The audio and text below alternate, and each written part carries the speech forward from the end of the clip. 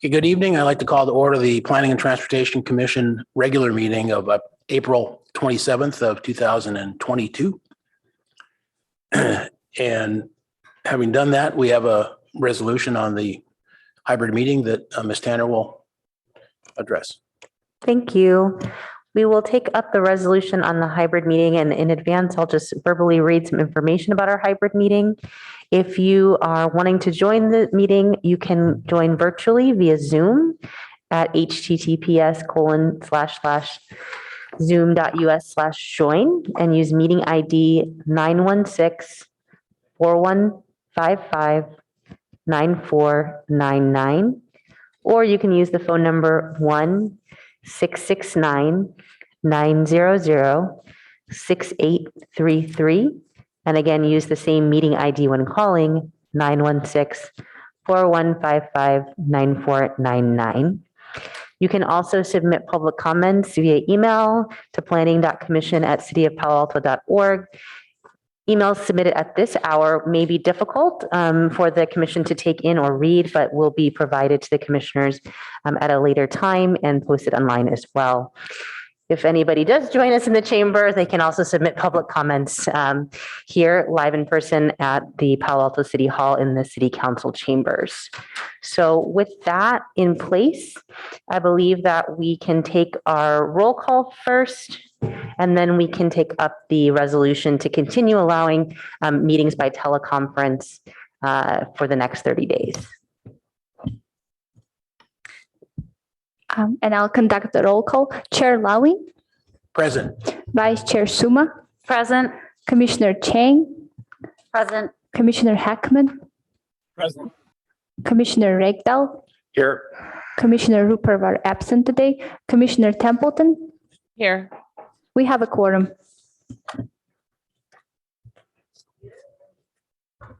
Thank you, Medina. And then if the commission would like to consider the adoption of the resolution to authorize teleconferencing, again, this allows us to have not only the hybrid setup that we have, but for commissioners who need to participate remotely to continue to participate remotely as needed during the next 30 days. And I'm available if there's any questions from the commission about it. Mr. Heckman, did you have a question? I wanted to move adoption of the resolution.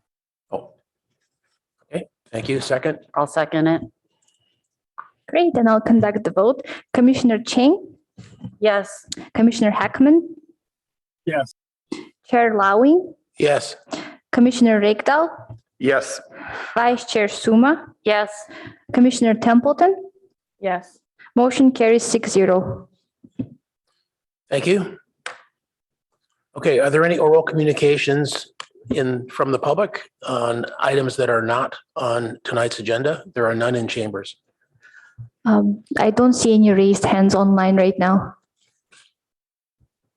If there's anybody who is participating online who would like to give public comment on an item not on the agenda, please raise your hand at this time. We have no raised hands, Chair. Okay, so seeing none, we'll move along to agenda changes, additions, and deletions. Are there any? There are none from staff. None from commissioners. So we'll go on to city official reports. Assistant Director Tanner. Good evening, commissioners. It's great to be with you all in person today, and thank you to those commissioners who are also joining online. I want to start out by just wishing a happy Administrative Professionals Day to our wonderful Medina Klacheva, who dutifully serves the commission. And she can probably now add to her resume Zoom aficionado, YouTube. What else are we on? Different technologies that we've had to learn. Now the iPads, now these giant screens. And so we just want to thank you for the service you provide, getting our paper packets ready, getting our digital packets ready, and then of course conducting this meeting. We really could not do without you. Literally, I could not be over there. We would be having all meetings in person if it were me, because I do not have the skills that you have. So I just really want to thank you for your service to the commission. You are very, very welcome. And then just to update, we have had a busy few months, these last few months as a commission. I think we've had maybe 2 months where we've had extra meetings just to fit in all of the work that we have to do. We don't anticipate that pattern continuing for the rest of the year. We were looking ahead yesterday at some of the upcoming items. Certainly still have robust items ahead of us, particularly in June. We anticipate the housing element, the policies and programs will be returning to us. So we'll want to make sure that the commission can spend time with that. In addition, we'll be having our update for the ADU policies, not next week, but likely on May 25th, the second meeting that we have in May, and we'll be into the summer after that. So certainly, I don't want to say slowing down, but maybe not the same pace that we've been keeping for the last few months, which I think will be definitely welcome for commissioners, but never say never. You may get an email requesting a special meeting, so don't hold me to that declaration. But that's kind of the sum of the updates for me. If there's any questions from commissioners, I'm happy to take those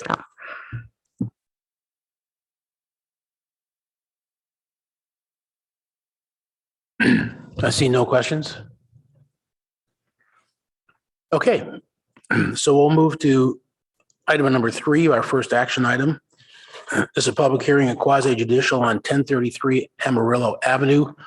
Recommendation on applicant's request for preliminary parcel map with exceptions. And we'll go into the details on that.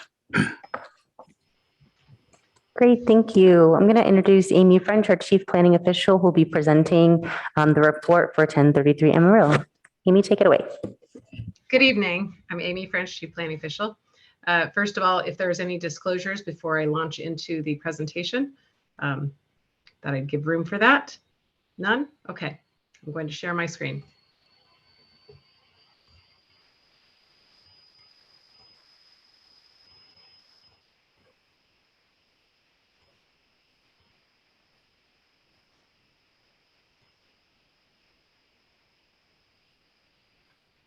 Okay, is everyone seeing the presentation?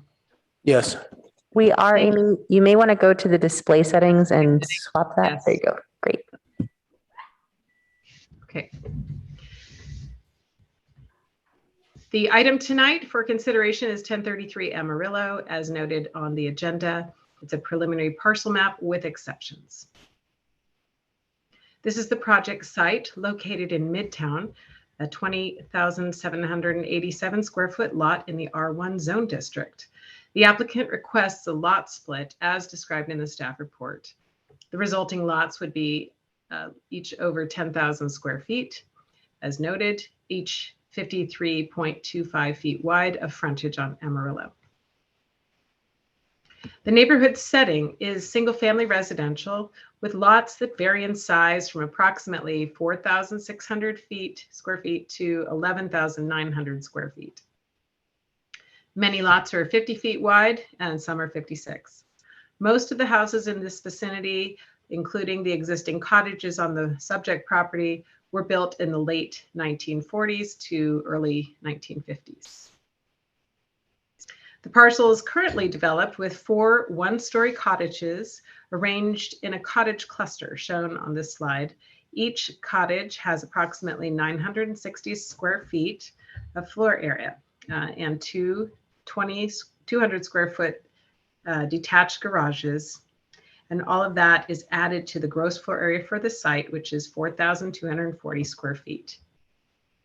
So there was a pre-screening in front of council in October of 2021. And that pre-screening showed a similar proposal. So one thing to note is when housing units are proposed to replace 4 housing units, then we expect to see 4 housing units constructed. This is the state legislation that says no net loss of housing. So this application is simply a preliminary parcel map with exceptions. It does not include a development proposal. And here are the reasons for the lot split for approval of the same. This resulting lots will be consistent size with the other lots in the neighborhood. The proposal meets the findings for exception. These new lots will be more in compliance with the zoning code maximum lot size than the existing parcel, which is oversized. This facilitates the ability to rebuild these housing units. Under today's code, it's difficult to build 4 housing units on 1 lot or new housing units. So This is our recommendation. We recommend approval of the project for council consideration on a future agenda based on findings and conditions of approval. That concludes my presentation.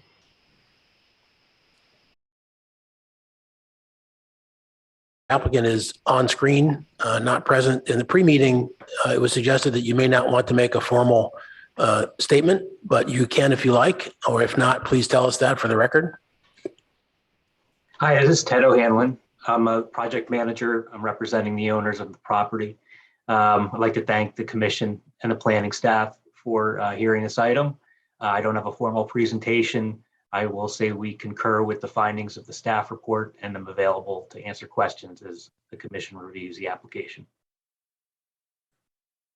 Okay. So we'll go to any public comment, but then as it comes back to the commission, if there are questions for the applicant through the chair, those can be answered. Is there any public comment on this item? I haven't received any speaker cards, and we do not have any raised hands online right now. Okay. Thank you. So then we will go to commissioners for questions to staff or comments.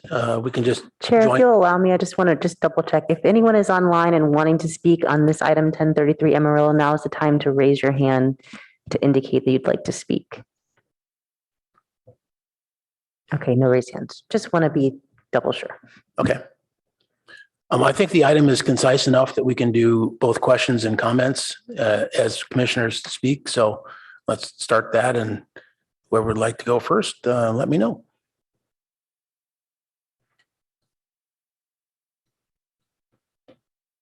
Okay, Commissioner Chang is going to launch it off. I have a quick question.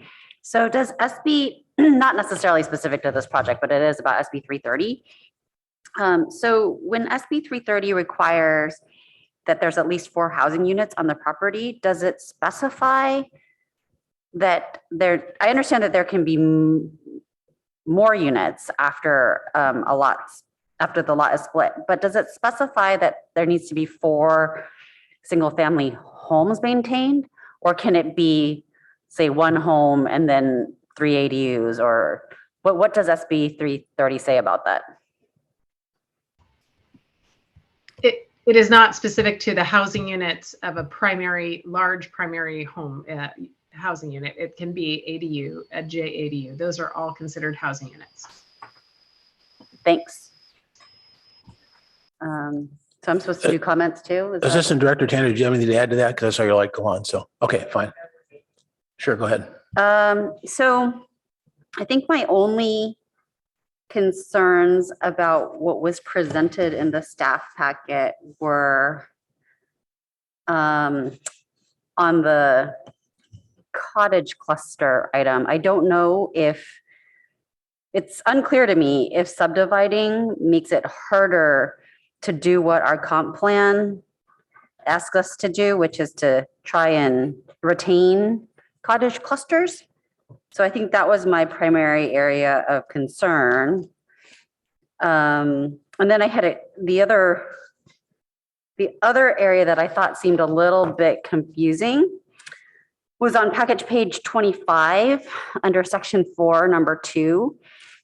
And it says that the exception is necessary for the preservation and enjoyment of a substantial property right of the petitioner. And the rationale is that once the lot is split, then the property owner can take advantage of the maximum FAR on the site. However, isn't it true that without a subdivision, additional ADUs could be built without a subdivision?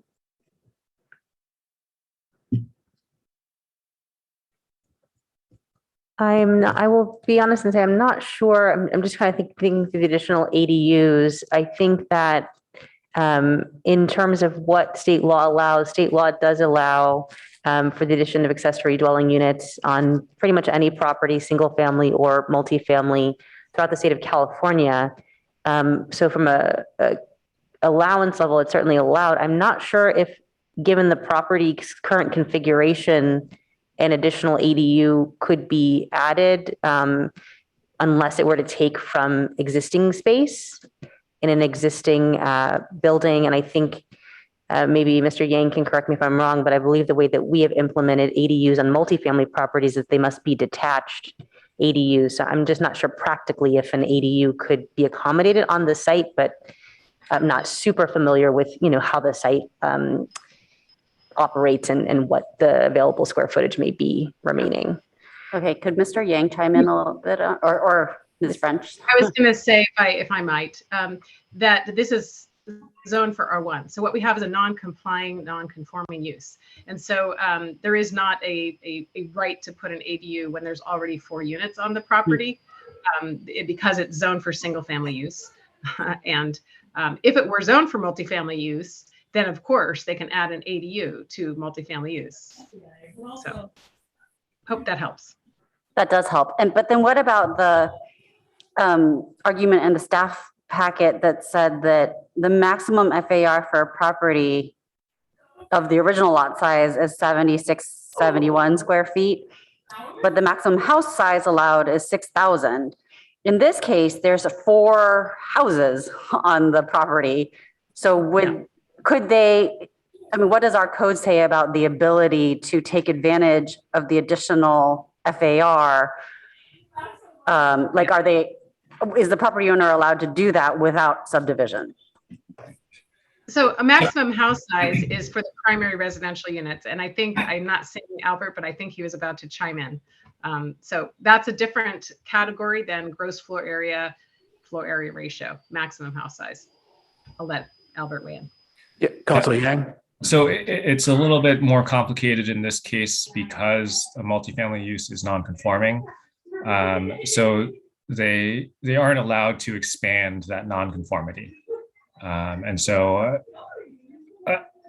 it's hard to say how, without taking a deeper look at it, how that might interact with state ADU laws. But in general, without a subdivision and without a rezone, they would only be able to replace the buildings kind of in the locations that they currently are within the building envelope that currently exists. Thank you. They're not That's really helpful. permitted to make any changes, in short. That's helpful. Thank you. Commissioner Heckman. Thank you. And Ms. French, thank you for the brevity of your staff report. I thought the written report was very clear, and so I really didn't need much augmentation. And generally, I want to say that I agree that the findings are sufficient and supportable. But there's one issue I want to sort of hone in on. And to start, if Ms. French, if you wouldn't mind pulling up the map of the property that shows the proposed subdivision line that bisects the property.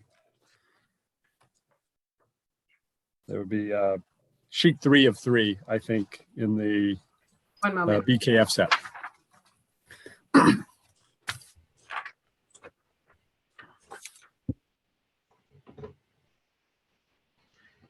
I think that'll work if you want to enlarge it. I want everyone to be able to see the driveway. That's really what I want to focus on. So here is the new lot line. And then this is showing a driveway here straddling. Amy, you need to change your display settings Sorry. to make it a little bit bigger. There we go. Okay, New lot so line.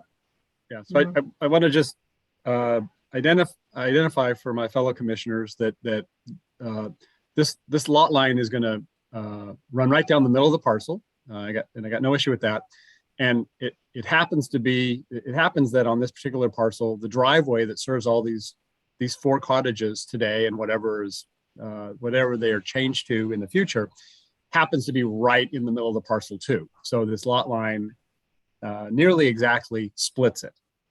And so I'm going to talk in a minute about condition 2 of the conditions of approval, which deals with that fact.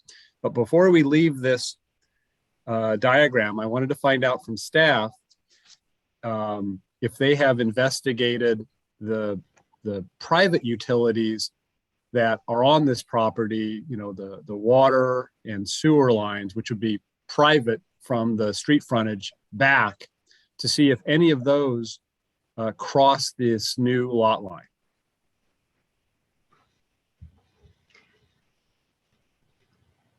I'm sorry to say I have not been fully engaged on this project. This is Emily, is our project planner, reporting to Jody Gerhart, and so I do not have the answer to that. That's something I can, ask.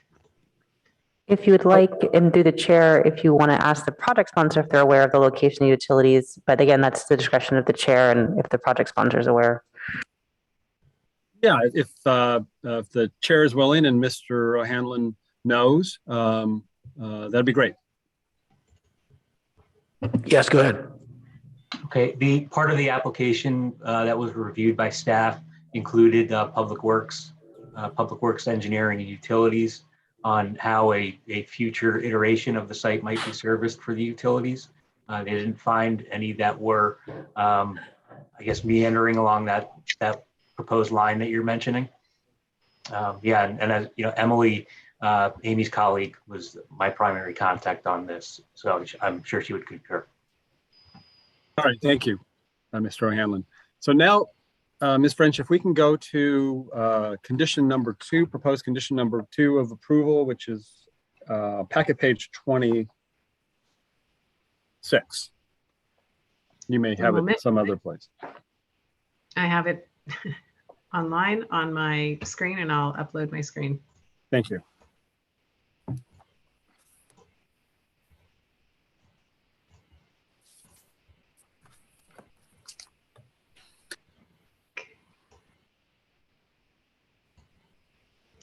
And I'm probably not sharing the proper way. No, this is perfect. It's large enough people can see it. So, and it's entitled shared driveway easement. So the reason I'm bringing this up is to highlight that today this property is all owned by one LLC, as it needs to be because it's one parcel. But once, if the parcel map is approved and recorded, it becomes 2 parcels, and it's possible that the LLC could sell one of those parcels. And so what staff has recognized is there has to be a right, when you look at that driveway, if somebody put a fence on the parcel line, there's not enough width for cars to come to and fro. And so they have to have these reciprocal easements. And so staff has presented that concept here in condition number 2. And I think as this moves forward to council, we want to confirm that for the existing improvements, the existing cottages, that there are not any of the utilities on site that cross that line, because if there are, they need to be a part of this easement arrangement too.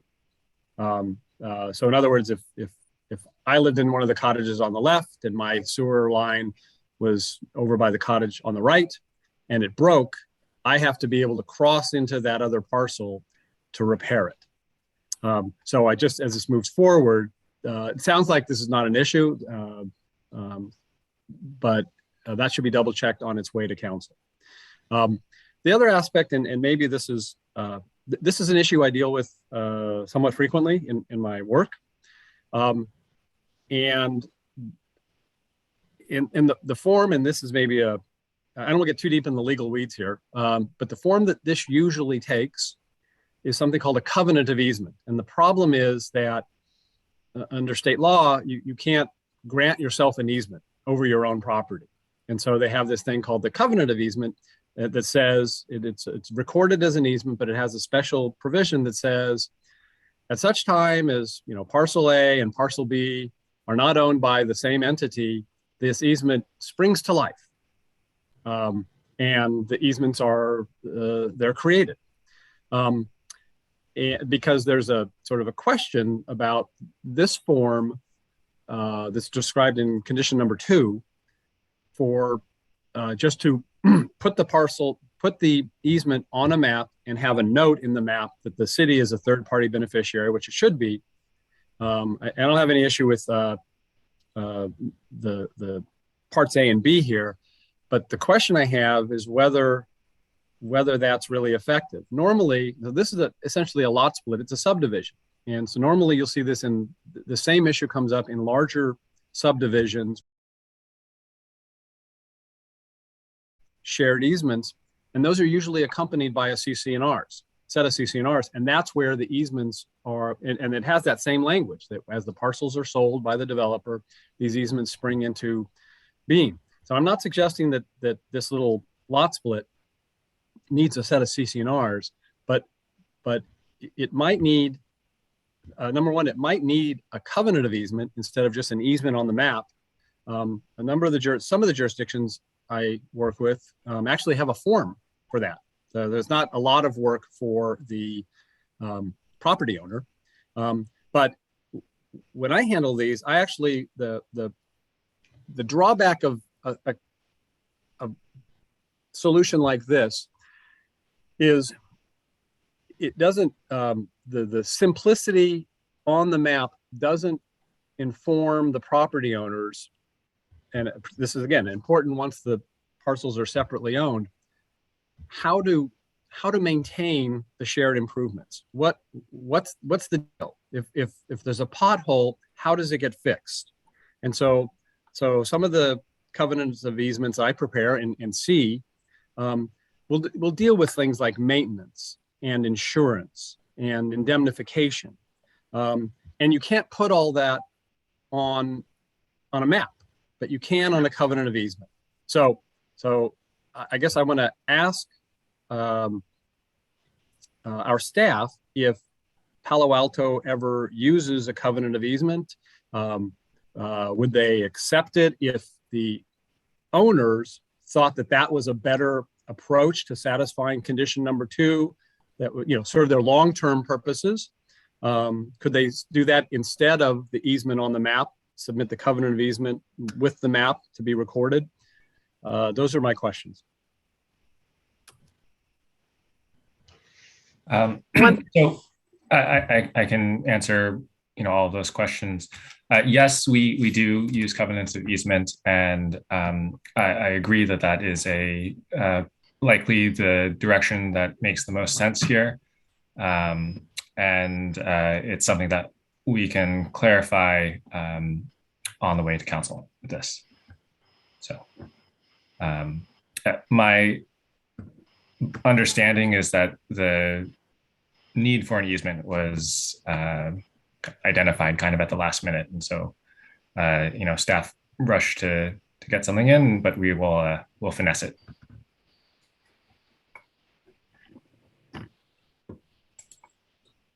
Was that all, Commissioner Heckman? Yes, thank you. Okay, great. Thank you. Other commissioners with comments? Let's see. I think that's Vice Chair Suma. Thank you. Thank you for the presentation. I had a question also about finding number 2, that the design of the proposed subdivision is not consistent with applicable general and specific plans. And in addition to the cottage cluster L33 that is mentioned, it's mentioned cottage clusters and the advantages of such type of smaller housing types, studios, co-housing, duplexes, and quadplexes is mentioned in several other places for their desirability, as they provide a range of housing options for people and are naturally affordable. So, and we also have another policy, L2.7, support efforts to retain housing that is more affordable in existing neighborhoods, including range of smaller housing types. Another one, L2.8, about infill, redevelopment, minimize displacement of existing residents. Another one about cottage clusters. And then another one, L3.4, which mentions the desirability of entries and a presence on the street. So I find it, I'm concerned that this lot division could lead to displacement of residents and a loss of naturally affordable housing. And given that state law allows the owner of this property to remodel or even rebuild these units, they would still be more expensive than as brand new rebuilt units. But I'm concerned about losing 4 naturally affordable units. I believe you could have 1 ADU on the property. You can have 1 ADU and 1 JADU on the existing property on every R1 lot. And if I'm incorrect about that, someone correct me. And so after they're divided, will SB 330 then protect each divided lot and require them to have 2 units each? So the total will still be 4? Yes, that's correct. Okay.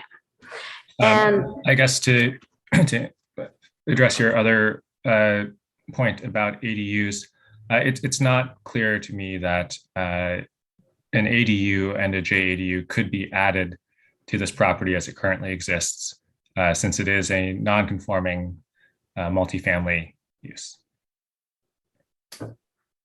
okay, so you think the state law doesn't allow an ADU or JADU on a non-conforming property?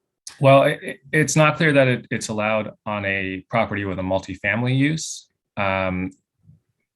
What is more, I think, more likely is that they would be permitted to build 2 detached ADUs on the lot. But again, that comes down to an issue of finding the actual space for them. Okay, so I thought the law was written more about the zone and I don't recall it, but I'm sure you know better than I.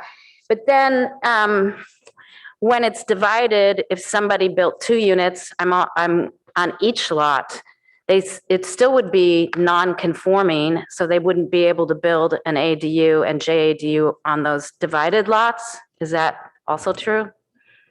By the same reasoning? Correct. And again, because it's non-conforming, they would only be able to build to the same building envelope that currently exists on each divided lot.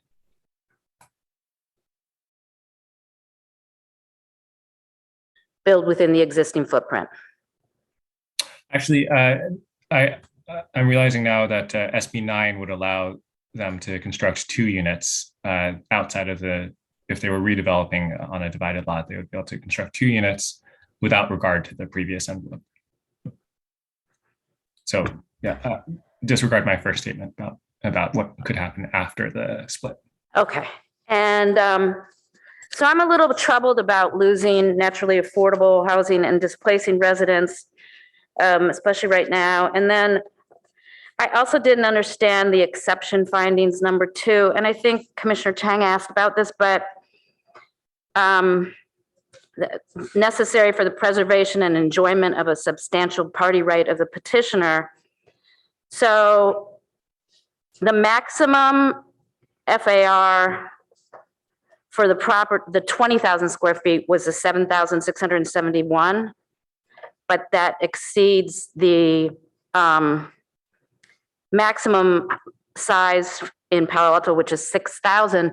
I don't understand how that is even relevant when they always will have to have at least 4 units and maybe some combination of JADU and ADU. I don't see how that explains the necessary preservation and enjoyment of the substantial property right of the petitioner at all. So that's a bit of a question for me. And I think that, so where I'm going a little bit is I don't quite see the reason for the lot division and how it won't help necessarily with adding housing units. It has to maintain housing units. it doesn't solve the problem that the back two units have no relationship to a street. It doesn't seem to make things better for me, and I almost don't understand what the point is and so I'm not able to make all the findings, the ones I mentioned for the exception and the subdivision. In both cases, it's number 2. So what I'm interested in hearing what my other colleagues have to say. Commissioner Rectal? Yeah, so I have a question for staff about what would be the process if the landowner wanted to redevelop without a lot split? They would propose to knock down the buildings and rebuild. Under what conditions? The city is not, by right, they could build in the current footprint, in the current size. But the city is not prevented from relaxing those rules, correct? It would require a rezoning. So I think maybe, and Mr. Yang and Ms. French can help me kind of correct me where I'm wrong. I think where the challenge that we're kind of facing is, I think, twofold. One is that we're looking at a lot split and we don't know what the future of the property is. We don't have an additional proposal to do X, Y, Z that we can compare and say, oh, this is kind of where this is going. Yeah. What we have is a proposal to split the lot and essentially still have 2 homes in the same, or 4 homes in the same configuration they are today, but 2 legal parcels, legally separate parcels. So that's, I think, the biggest challenge probably that we're all facing is like, well, what's going to be really different besides the legally separation of the parcels? I think the other challenge is that because of the no net law, that it's a non-conforming situation right now. So even though our comp plan wants us to preserve this situation, it's a non-conforming situation. If somebody came today and wanted to do the same configuration, on a single family home lot, they couldn't do it unless they availed themselves of SB 9. They couldn't do a cottage cluster on a single family zone. Zoning, right? there's a lot of things that are grandfathered in. You get to do it because you had it before the zoning change. Right. And that's what Mr. Yang is kind of indicating, is that because it's non-conforming, they could rebuild essentially the same non-conforming structures that they have. But they couldn't, I understand they couldn't necessarily kind of clear the site and do something that's totally different. So Not by right, but the city still could approve any project that with some variance of they would, zoning. and I think that's what Mr. Yang is saying. They would have to apply for a rezoning of this parcel. That would have to be a legislative action the city council would approve. Yep. And first the applicant would have to want to do that, to apply for a legislative action, and the council would have to approve that legislative action of a rezone for them to be able to do something that is not conforming. Or I think if the lot was split and they met the conditions of SB 9, then redevelopment could take place under the conditions of SB 9. Is that right, Mr. Yang? That's kind of what you're trying to communicate, I think, earlier. That's right, and I'm sorry if I confused that in my comments to Vice Chair Suma earlier. But if the lot is divided, then you could have 2 units on each lot under SB 9 that didn't have to be in the exact same location or the same size as the existing units. Okay. So I too, I have some of the same troubles that Commissioner Suma did about findings 2 and also exceptions 2 and 4, because I don't think this is supported by the comp plan. The comp plan explicitly protects cottage clusters. It also stresses the importance of neighborhood culture and naturally affordable housing. And I think a lot split here would likely, most likely end up not retaining the cottage cluster.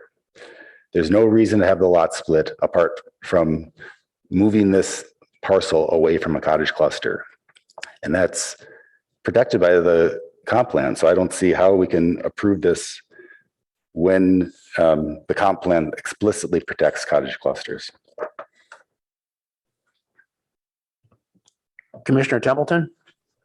Thank you. So my questions from staff will start with questions we just heard. So Ms. French, that wasn't in your presentation. Do you have any comments about the cottage cluster protection from the comp plan? It's definitely a comp plan policy. I think one of the things that's interesting about that policy is I believe that it was intended for those historic cottage clusters that are featured in some parts of town, such as College Terrace, where there was an intent historic districts with cottage clusters. This is pretty outside of that area in Midtown. It's not a historic property, so of course SB 9 is an option for them. And retention of the buildings in this case, because they're not historic, is not something that is a concern from a historic preservation perspective, at least. Yeah, I'm just looking at the property and it looks like it has the asbestos shingles on it. I don't know if you can verify that or not. Do you know? I can't, but the applicant certainly could convey information about the property. Yeah, I can't verify the materials of the roof. Oh, I meant the sidings, the siding. Okay, sorry. Yeah, that's okay. If you don't know, that's okay. Do you know when these structures were built? In line with the neighborhood, I think in the late 1940s. Okay, so I think it's a very high likelihood that they're the asbestos shingles. Okay, my next question is looking at the photo from Google Street View from February 2022. It says there's a project application, but Miss Assistant Director Tanner just said that there was not a project application. Or is that sign the same sign you would use for a lot split? I was simply referring that we're not considering as part of this hearing the future of the project. And I think that is a challenge that the commission seems to be part of the challenge of the deliberation. I think so too. I think it's really helpful to just make that really clear. So thank you for clearing that up. So I would say that if the parcel remains as 20,000 plus feet, that makes it out of reach for very large percent of people who would be looking to move into Palo Alto, and that splitting it might make it much more affordable. That doesn't address the people who are already living in the units as they are. But just to look at the affordability from another angle, this might allow people to acquire half of that extremely oversized lot much more easily. I will also say that my kids went to the elementary school down the street from this. So I have been in this neighborhood every school day for 8 years, and it is being redeveloped. There's a lot of properties and buildings that are at the end of their life and need to be renovated or replaced. And looking at this one, understanding that there may be some environmental reasons that redevelopment is sought after, that makes some sense to me. I do feel that being able to retain the 4 housing units on the site is the most important part. And whether it's defined as a cottage cluster or 2 adjacent properties that share a driveway, I think you'll have the same net effect, but that you'll have a better quality of housing available for the people that would be living there. So those are my thoughts. Thank you.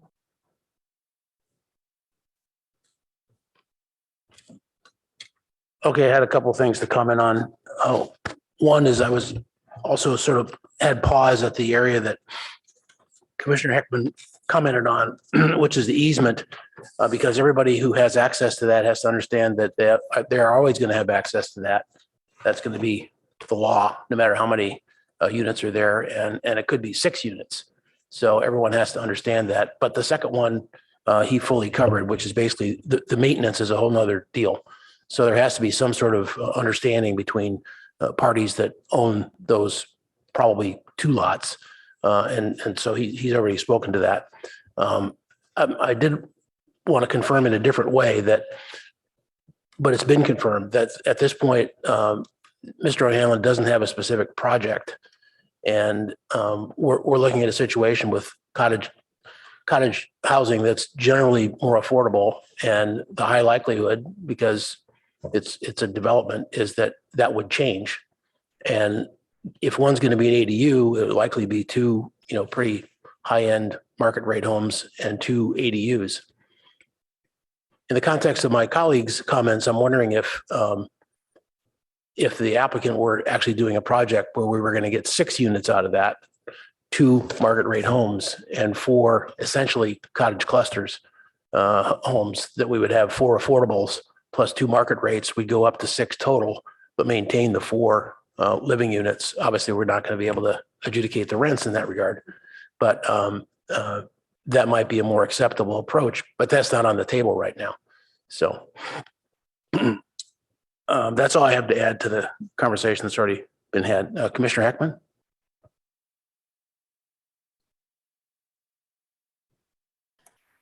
Sorry, I'm fumbling now that I'm back on Zoom. Second round of comments. I don't think relocation is on the table either with this application for a lot split. Again, this is not an application to demolish any one of the 4 structures. There are state laws that may apply, but it's just not before us. And so I don't think we should base our decision on an aspect that's not before us. I did want to mention that cottage clusters are mentioned in the findings on top of packet page 24. I think it's the 3rd finding. So I think that staff, packet page 24, that's the last part of finding 2, which starts on packet page 23. So I think staff made an effort to wrestle with that issue here. I also think and I'm sorry I can't point to a comp plan policy, but I suspect there is one that has to do with the fact that this is a 20,000 square foot lot in an R1 zone. It's non-conforming. It's too big. We don't want 20,000 square foot lots in an R1 zone. We want lots no bigger than 9,999. And with this application, we can't fully satisfy that because the lot is too big. So that's why they need an exception to still have a larger lot size than desired in the zoning, but closer to conformity. And a lot of the work we as the commission do, looking at exceptions, that's what we're talking about, is something's out of conformity. We can make it more conforming if we can't make it fully conforming. And that's I know that's a goal of the zoning ordinance. I imagine it's a goal of the comp plan, but I won't be able to point to a particular policy that says so. The other, I am not clear that a single family parcel with 4 units can qualify for an additional unit for an ADU or an additional unit for a JDU. I'm just not certain. I don't know that that's addressed in our state law, because our state law, the recent spat of state law in the last few years has been really focused on taking single family homes and compelling local jurisdictions to allow an ADU for that single family home. So they were looking at an example where there's one structure on the parcel and they want to add another, and now with a JADU, they want to allow, to build one into that home. So I don't know that without the lot split, we can ever get more than 4 structures on that parcel. I do note that let's see. Oh, I do note in the staff report on packet page 18, this sentence: it would be possible to add 1 ADU to each new lot based on the existing configuration. And so what that is telling us is that it would be possible with the lot split to have 6 units. And in fact, if you look at packet page 29, which is Mr. O'Hanlon's letter to our planning director, he states with this lot split, essentially, the property could be redeveloped into 2 detached single-family homes with an accessory dwelling unit, ADU, or junior ADUs, creating 4 to 6 dwelling units. Now, again, we're not looking at the development today, but what we are looking at in a lot split is the potential for development. And here we are seeing a reflection, both from the staff side and the applicant side, that there is at least a potential that we could add more units of an affordable nature through this lot split. And I think that for reasons that some of my fellow commissioners have already mentioned, those are goals of our comp plan. Thank you. Commissioner Chang? Can I just ask a clarifying question of Mr. Yang? Because I'm just because I wanted to understand better the potential for housing units. And so let me see if I'm just confused on how, so right now it sounds like with the current lot, it's unclear if an ADU and a JADU could be added. So, and you said, Mr. Yang, I believe, so correct me if I'm wrong, that right now the only redevelopment that would be allowed would have to take place in the same envelope because it is a non-conforming use. But what I'm confused about is then after the subdivision, wouldn't it still be a non-conforming use? Or because it's too, so if you could explain, like, what about subdividing it makes it such that now we can add more? Yeah, so that confusion was exactly where I started when I was responding to Vice Chair Suma. And I realized halfway through that once the property is divided, then you'll have 2 units on each lot. SB 9 allows you to have 2 units on each lot. And that is, that's no longer going to be considered a non-conforming situation to have 2 primary dwelling units on a single family lot. And at that point, it could be redeveloped under SB 9 to change the locations of those 2 units. It could be redeveloped under SB 9 to have a duplex in place of those 2 units. And then you could also have 2 ADUs on each of those lots with a duplex on each lot. So as I've thought through kind of the hypothetical possibilities, with this, if this parcel map is granted, you could end up with 4 units on each resulting parcel. And sorry, Mr. Yang, if I can just add, and I want to make sure I get it right too. It could also, once the lots are split, the lots could be just completely scraped, and the conforming configuration would be a home and detached ADU and a JADU that is contiguous with the primary unit. And so that would be the 6 if they did that on both lots. Does that make sense? Did everybody hear that? I thought it was a little muffled. Oh, sorry. Because your mask. It's okay, no worries. That another option would be that if once the lots are divided, they could just scrape the site, so demolish all the units that are there, and in its place on each lot have a home, JADU, which would be contiguous with the primary home, and then a detached ADU in the rear yard. So that would be 3 on each lot. So that's another configuration that wouldn't be under SB 9, but could be possible once the lots are divided. So does that equal 6 in your calculations total. there? Mm-hmm. Yeah. Okay, but thank you. I thank you for re-explaining that to me. I appreciate it. I was really confused. Thank you. Commissioner Rectal?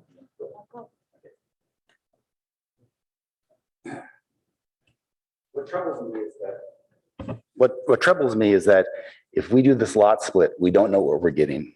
We're giving them a blank check, and we don't know what they're going to cash with that blank check. Another option would be leave it as is. That allows the owner to maintain, rebuild, remodel, as is. It also allows them to come to the city with a specific project, perhaps with more units, with maybe perhaps guaranteed affordability on some of the units. And the city then could relax and allow them to build on more of the site. But that would be addressing a specific project so we know what we're getting. We're not just handing over a blank check. And so I think that's a much better route. There's so much uncertainty here. And stresses how important these cottage clusters are, important how neighborhood character is, and also how important affordability is. And we don't know we're getting any of those if we do this lot split. It's just a complete unknown. I don't see the impetus for doing that. Vice Chair Suma? Thank you. And I tend to agree with my colleague, Commissioner Rectal. I don't understand what the lot split is for at this point in time. And that's also troubling to me. And I guess that relates to what Commissioner Rectal said. Could they currently, I know they can remodel and I know they can rebuild. Could they also, they're currently 1-story houses. Could they add a basement and a second story as long as it's the same footprint if they wanted to rebuild there? So under the non-conforming use provisions in our code, they cannot. It needs to be the same building envelope. So, you know, we sometimes call it the shrink wrap rule. If you just imagine, yeah. But they couldn't build a basement under that rule? No, we've No. interpreted, you know, the building envelope to include the basement. Okay. And then if the chair allows it, I guess since I'm so confused, I just like to ask Mr. O'Hanlon a question. Sure, go ahead. Okay, thank you. And that simply is, maybe you can enlighten all of us as to why you want the division of the lot, which creates this complicated easement on top of other things and might result in displacement of tenants, but why you want it now in the absence of a project. It's very hard to understand. For us, it's a question of conforming with R1 standards. In October 2021, we did a pre-screening with City Council where we went over several options that might be more interesting to create potentially more units and those that might be smaller. The council expressed not an interest in doing so. So that's why we proceeded with this lot split in order for future alternatives with the property. Okay, but the properties will still be non-conforming after the split. So, Well, I don't believe they'd be non-conforming. They would be have found to be conforming with exceptions under the R1 guidelines. I think that's what non-conforming means, but I think Council Yang said that they would still be non-conforming. I'm sorry, I clarified in response to Commissioner Chang's question.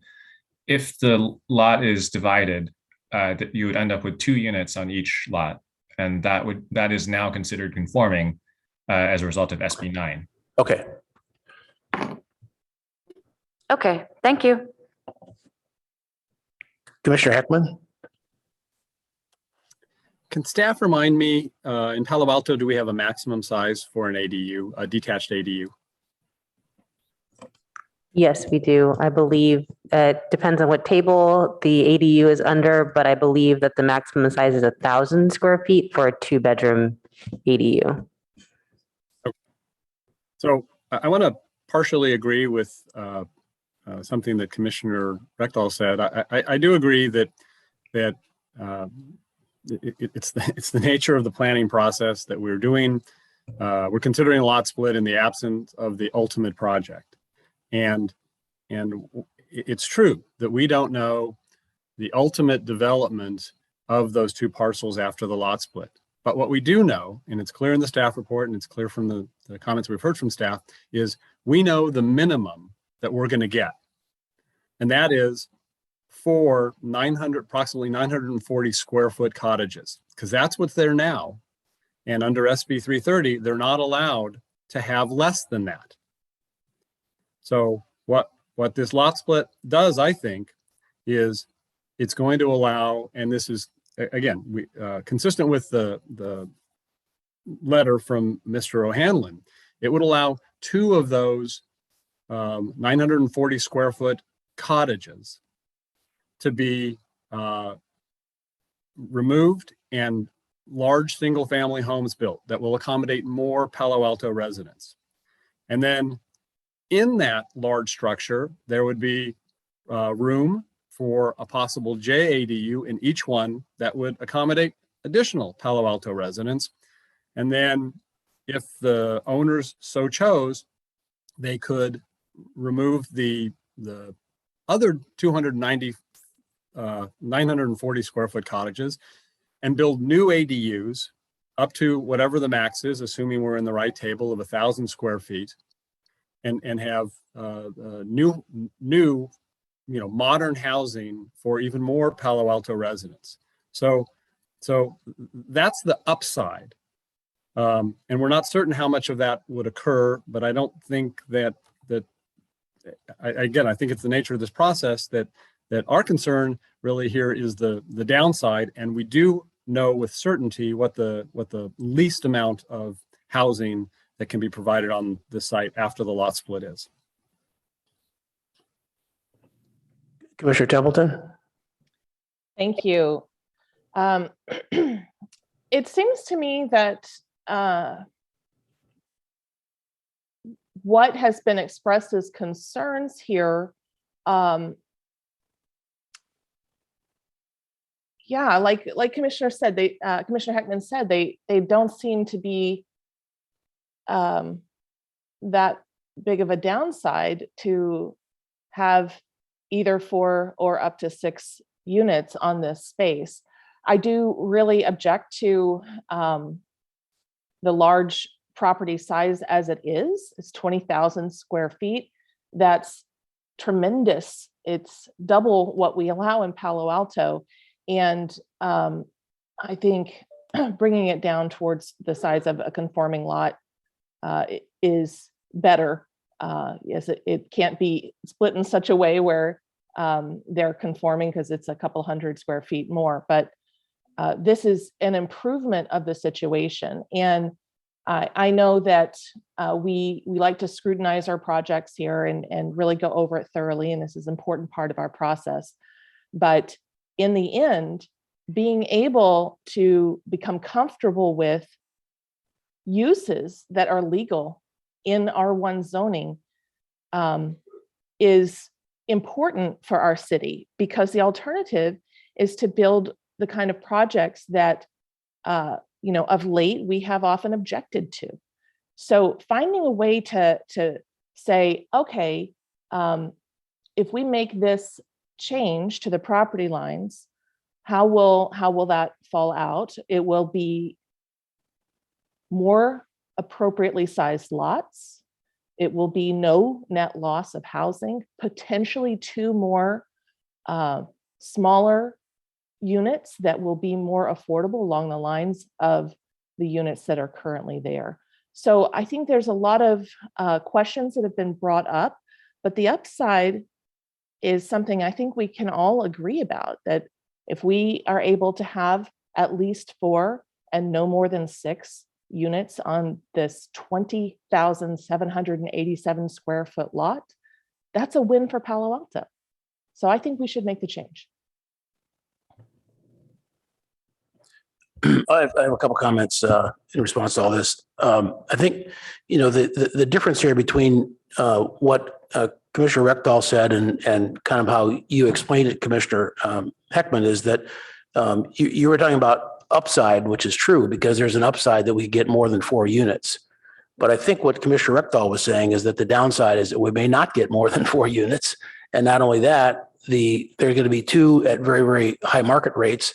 And so we're going to actually lose 2 affordable housing units. I'm not trying to put words into your mouth, but that's how I heard each of your comments.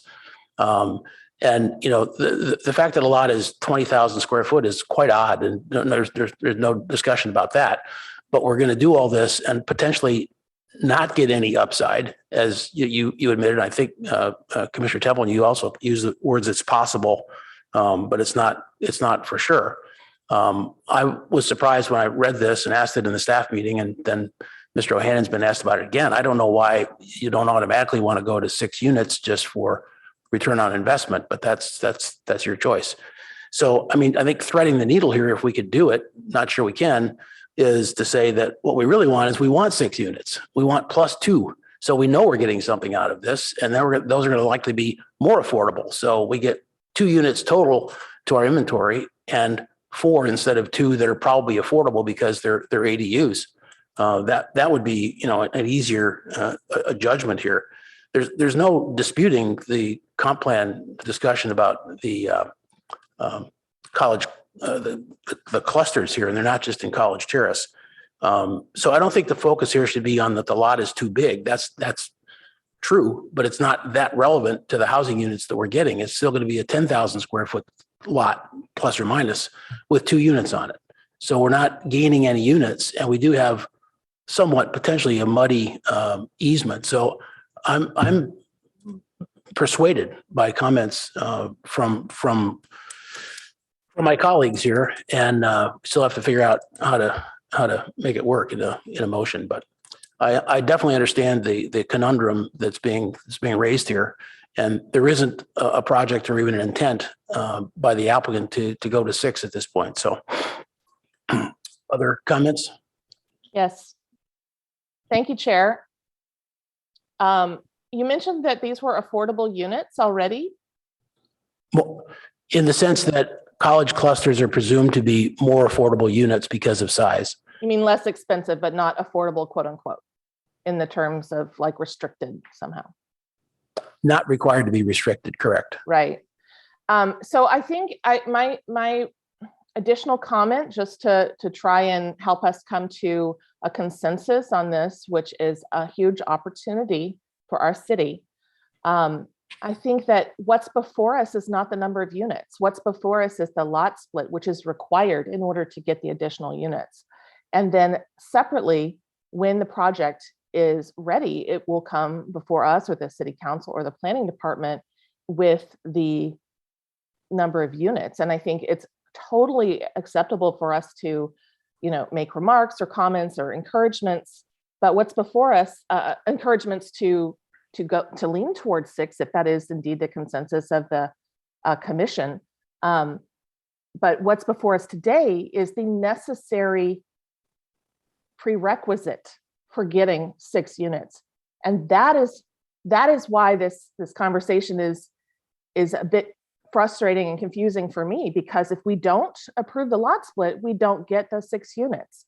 And it is the definitive thing that is before us. And I understand we can talk about, well, what if we reimagine the project and spent tens of thousands of dollars coming up with an idea to maybe even get more units.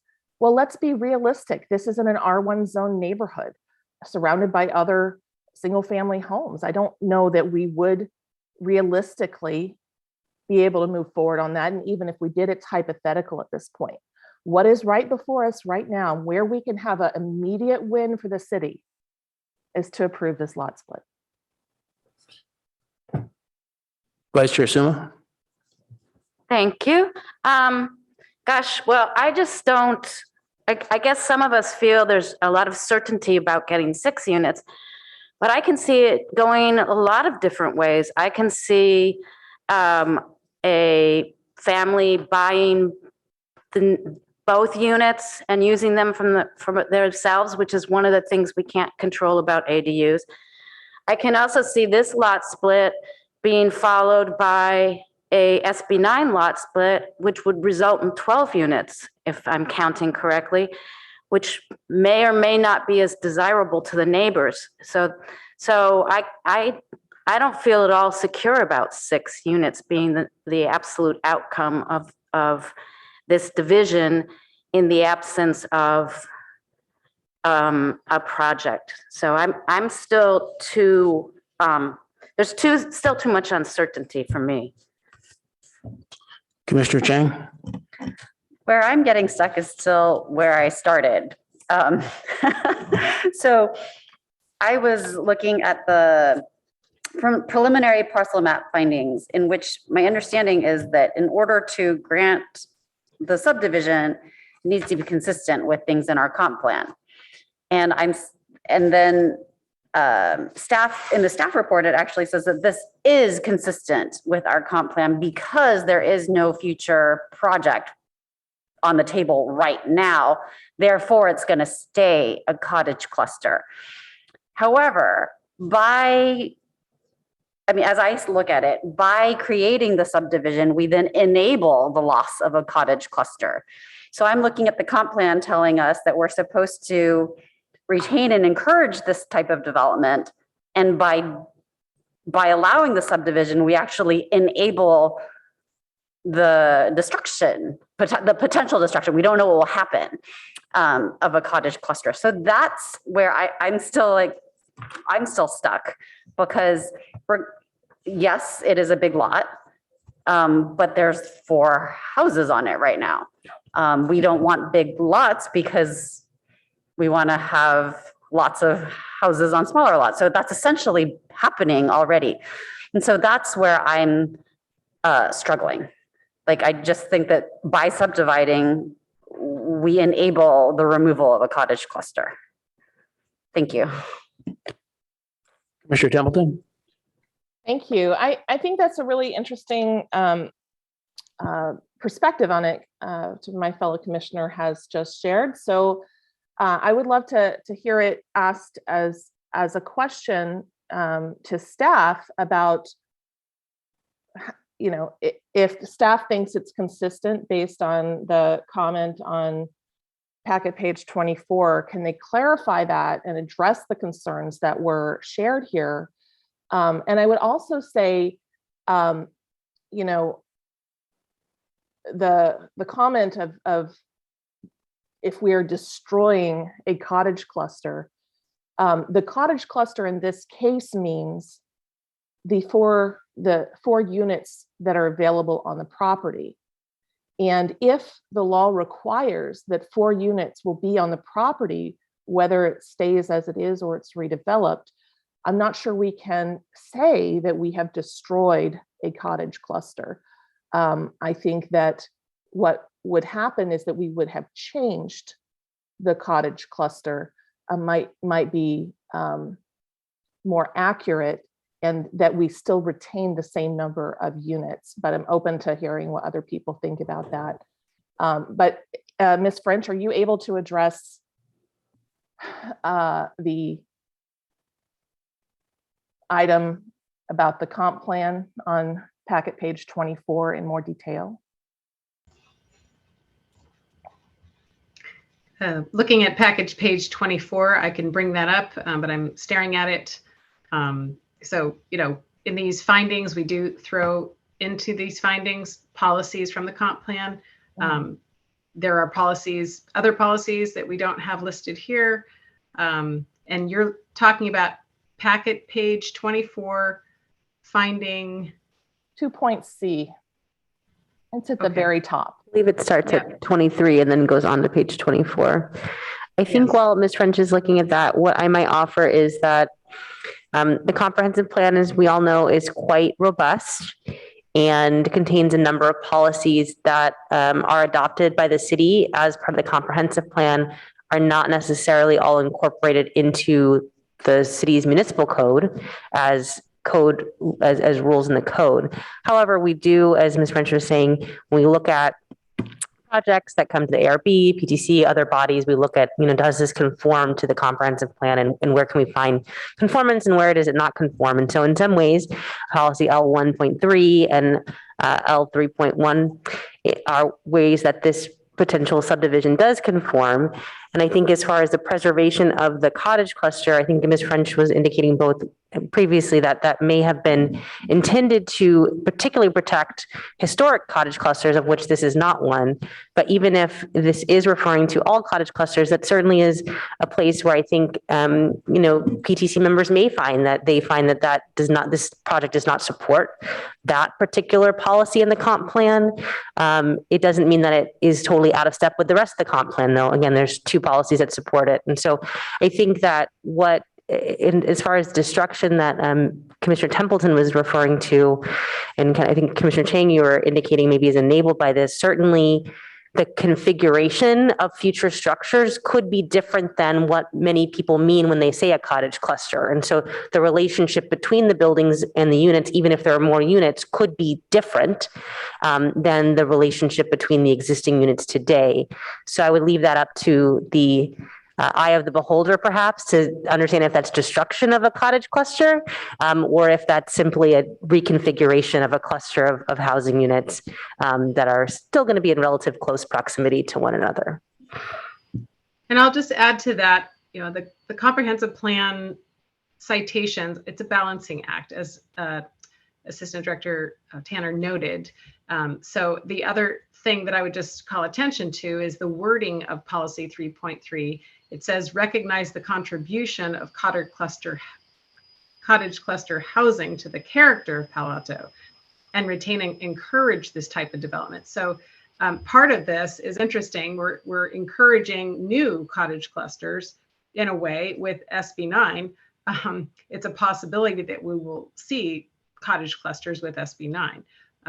And there may be other ways to modify the zoning code as part of the housing element going forward to encourage new cottage clusters.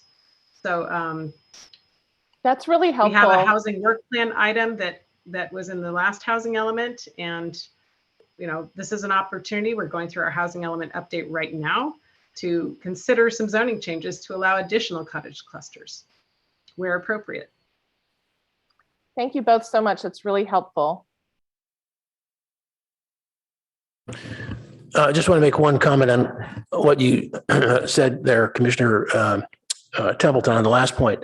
I don't see how 4 homes at this point that are smallish, cottage oriented stay the same if we split the lots and a large market rate home goes up with a cluster and even as is with a cottage, not a cluster. So we would have 2 probably $3 to $5 million market rate homes and 2 other homes, depending on how the applicant eventually decides to do that.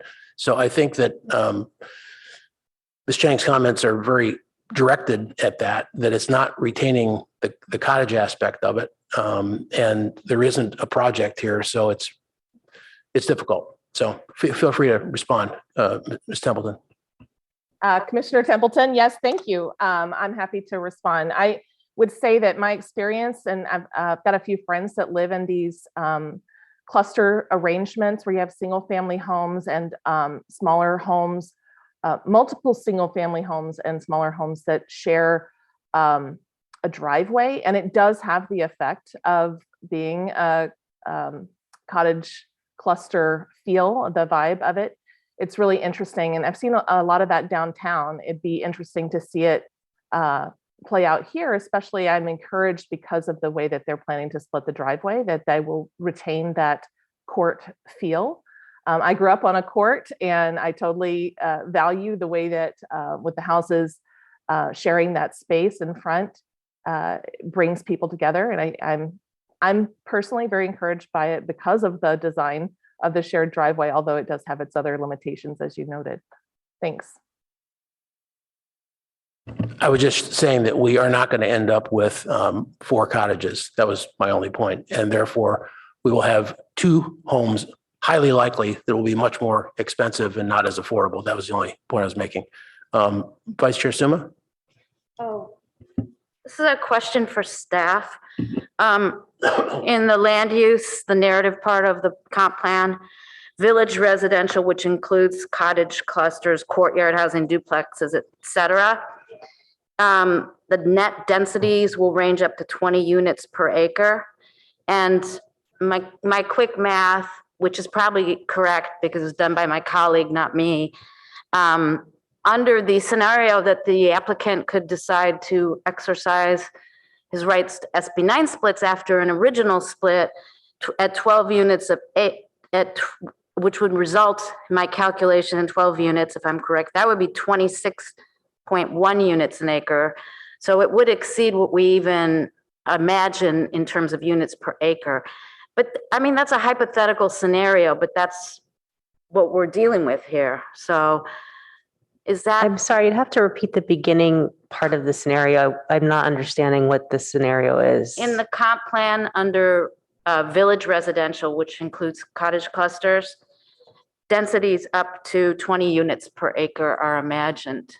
Right, and but this land is not zoned for that, and so it would have to be rezoned under those circumstances to allow that type of development. So again, it's another area where there's a comp plan policy or direction really, but not an actual policy that a property owner could avail themselves of. Yes, but I'm thinking under state law, under SB9, if the property owner at a later date wanted to subdivide under SB9. And another way, and this is not what the applicant has asked for, but another, I believe they could subdivide right now into 3 properties, which would guarantee 6 smaller. I know it's not what the applicant has asked for, so it's sort of irrelevant, but it's once again the struggle of understanding why the division now and how the city will benefit from that, as well as, you know, current residents and everybody involved. Yeah, I would just suffice to say that certainly if the property is subdivided, the applicant, if eligible, could avail themselves of SB9. Certainly if each resulting parcel, so if the lot split were approved as proposed today, we'd have 2 lots that would be, I believe, let's just call it 10,000 square feet each. And then we would have those 2 lots could be further subdivided. So there could be 4 lots. Then on each of those lots, they could have housing units there. They would only be eligible for, I believe, a primary home, JADU and ADU would be the maximum. And that would be 3 on each of those hypothetical 4 lots. So that's my math on what is feasible. But again, that would be if both of those splits qualify for SB9, which has certain parameters in terms of ownership and primary residency and things like that. So I don't know if that helps. And I see Mr. Yang maybe wanted to provide some comment. Yeah, I guess I don't want to get too deep into hypotheticals. So I would just say I wouldn't rely too much on, 12 or 8 and anything along those lines. Perhaps the last comment would just be in terms of dividing the lot into 3 lots. I think that it would be allowable in terms of, standard and substandard lots and all that. But I think part of that would certainly require that before that division into 3 lots could be finalized, the buildings would have to be demolished because you can't subdivide a lot you can't have a property line going through an existing building. And so that's not really feasible without redevelopment of the property as like a contiguous with that map being finalized. But that would guarantee 6 units. Is that right? No, the only thing that's guaranteed is 4 units. Oh, that's right. Because of the no net loss law. Okay, so a guarantee 5, I guess. No, 4. Well, if it's split into 3 lots, then you could have 1 unit on each of 2 lots and 2 units on the 3rd lot. But there's no guarantee for anything more than 4 units under state law. I see. Okay. Commissioner Heckman? Thank you. I don't want us to get too far out on SB9, but some reminders about what the law actually says. One is you can't, neither the owner of a lot nor anyone in concert with the owner of a lot can use SB9 to split 2 adjacent lots. So there is no scenario here where we do a lot split now, we create 2 lots, and there are SB9 lots then created of each of those. So that would create a total of 6 lots. That can't happen under SB9. Also remind the commission that under SB 9, if you do even the one lot split, the owner of the land has to commit to live on one of the in one of the structures on one of the parcels thus created for a period of 3 years. Those are limitations. So I don't think that's really where this is going. And I'm noting that these existing lots that are being proposed are 53 feet wide each. I'm just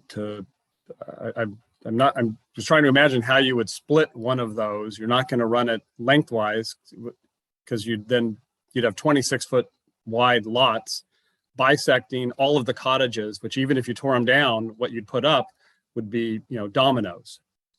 So I don't see that as a likely scenario. It's not in front of it. And I mean, whatever the state law is that allows people to do, they can do that. And I don't think that it serves our process here to imagine every possibility that could occur after an approval of this lot split. I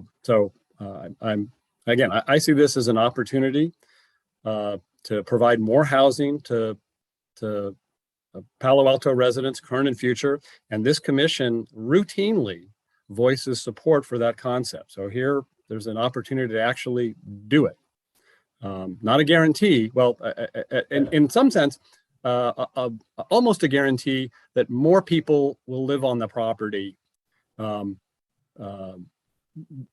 can now in the 4 structures, which incidentally, those 4 structures total, I think, 4,200 square feet. That's including the 400 square feet of garages. So how many bedrooms are there? We are creating the possibility of more bedrooms, even if we only get 4 units, more bedrooms, and that's a plus. That's what we're encouraged to do, and what state law is pushing us to do. Commissioner Chang? I'd like to ask a question about the driveway and the easement, and this might maybe be directed towards Mr. Yang. So as currently written, this shared driveway would kind of be in perpetuity unless both the owners of both parcels agreed to do away with it. But as Commissioner Heckman was suggesting, maybe it needs to be structured differently such that the easement only springs into effect once one of the parcels is owned by it, once the 2 parcels do not have the same owner.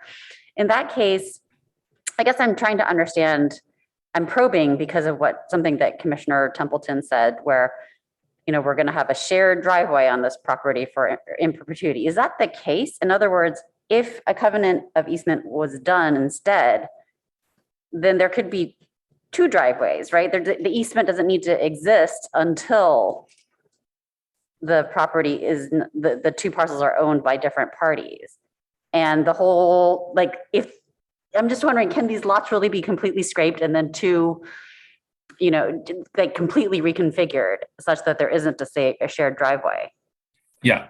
So I guess there's a couple of things to respond to there. An easement can't be created between 2 lots that are owned by the same owner. So we would have to use that covenant of easement format or something similar to that to achieve that. So the easement would not exist until the properties are owned by 2 different owners. And then it is possible that those 2 lots could be redeveloped in a way to have separate driveways. We have some standards that we just adopted, and I think these are reflective of all existing standards, long-term standards regulating kind of distance, that minimum distance between curb cuts, distance between driveways. So I don't know practically if they're, how the spacing would work out if you could have 2 separate driveways. But, theoretically, yes, it's possible. And in that case, the easement would no longer be necessary unless, as Commissioner Heckman asked about earlier, there were some other reason like underground utilities, service connections. Thank you. Commissioner Bechtel? One of the big problems in Palo Alto is that we are getting to have one type of housing, big houses, expensive houses. And if this lot split goes, we're going to end up with 4 big houses. That's the most profitable, most in demand. And so what we'll be doing is converting this cottage cluster into a McMansion cluster. And I don't think that's what we want. And so I do not support this.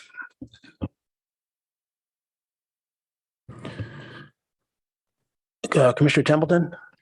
Yes, I wanted to just encourage, we had really good discussion here, and I think there are things where we could agree. And is there any any way we would be able to find something to agree on here?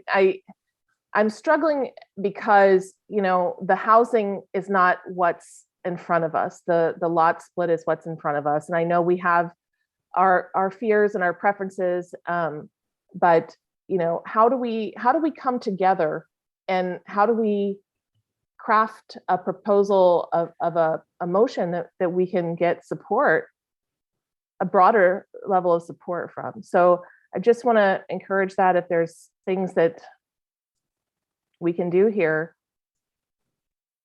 this is a good opportunity.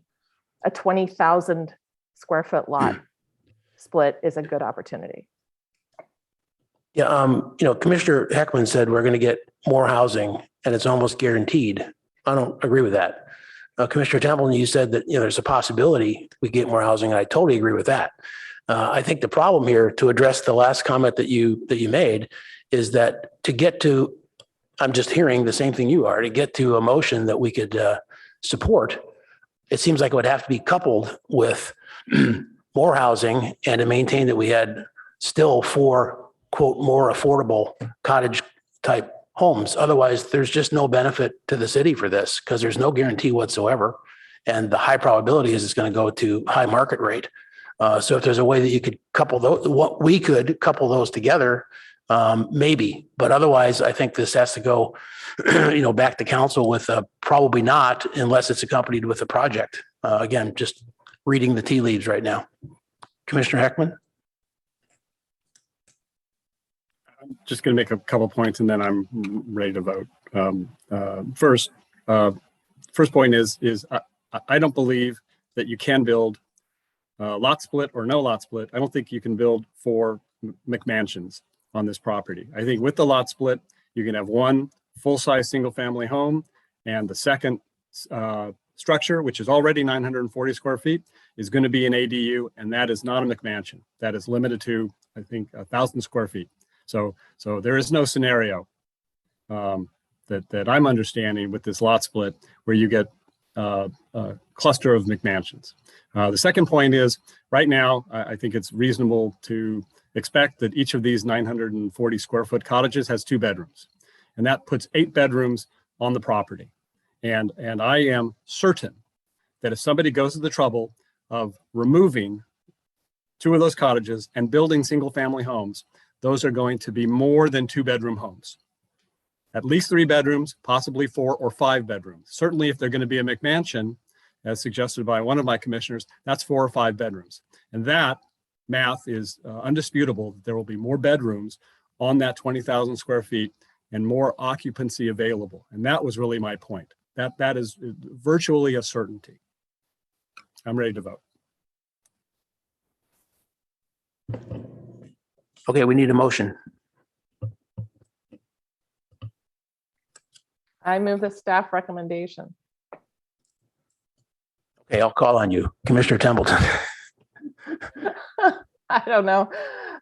It's my hand still raised. Sorry if my hand wasn't raised, but yes, thank you, Chair. I move the staff recommendation. A second? Commissioner Heckman? I'll second. I'd like to ask for a clarification, but I'll second for the purpose of doing that. Okay, do you want to speak to your second? That's okay. Thank you. Okay. Just wanted to clarify, while not in the staff report, staff recommendation, I understood staff during our dialogue suggest that they would investigate the covenant of easement issue, including finding out if there are utilities underground. I wanted to find out if that was intended to be included in your motion. Yes. And, my second holds. Thank you. So that's a friendly amendment or accepted by the maker? It was part of the intent of the motion, the Okay. staff recommendation as modified in this proceeding. Yep, that's fine. Okay. Other rounds of comments now that we have a motion?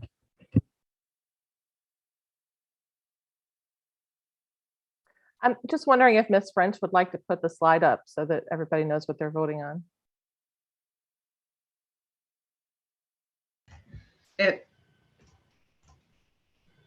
Sorry, I have not written down the motion, but you would Oh, like the sorry. staff recommendation displayed? Yeah, I thought you had that. That's what I moved. I thought you had a slide for that. If I'm incorrect, we don't have to do that. I have a slide for the staff recommendation, yes. Thank you. Which I could manipulate, I suppose, to incorporate the thing about the covenant. Okay, seeing no immediate. Sorry. This one.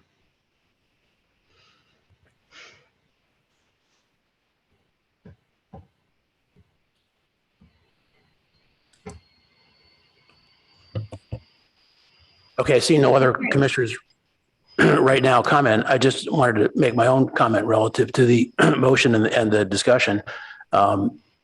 As I said, I just don't see any net benefit, and I think there's a downside risk that we're going to get rid of less expensive homes. And of course, we also need market rate homes for RENA and everything else. I understand that.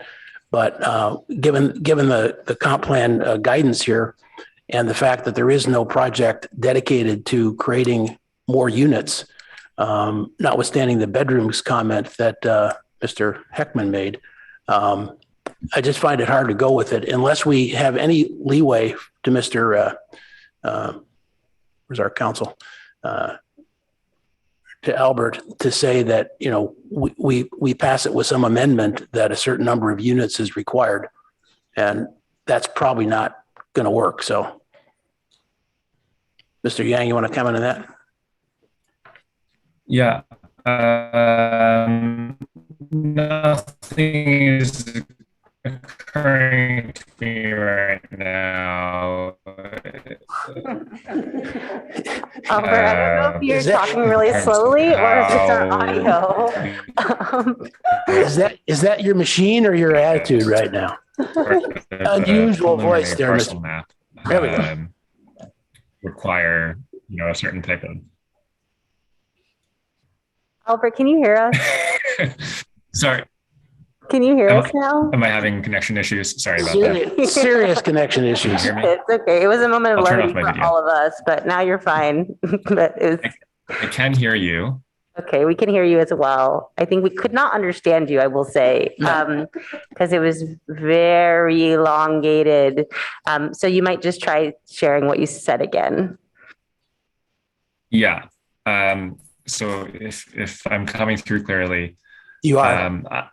I can't think of a mechanism to include that sort of requirement as part of a preliminary parcel map, that there be a certain type of development on the site. Could we, Mr. Yang, could we require them to bring any subsequent project before the Planning Commission for review? If we specified a number, we wouldn't even have to do that. But I think Mr. Yang, we can't. Okay. Just trying to find common ground, Tara. Thank you. Yeah, no, appreciate that. Any other comments from commissioners, or are we ready to vote? Commissioner Temple, your hand is still up.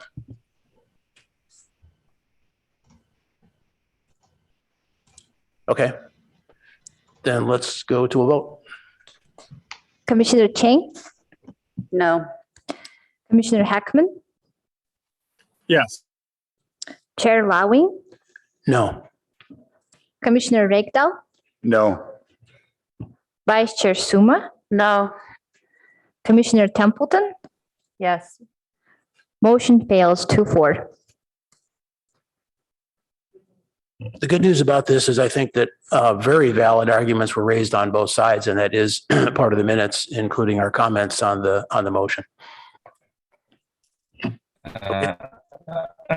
I'm sorry, Chair. I think we do still need a motion. You're breaking up again. Could you turn off your screen? Yeah. Turn off So your I video, think- please, Mr. Yang? I think what he's saying is we do need a motion to deny then, or to not make the findings, to conclude the, Can you hear us now, Mr. Yang?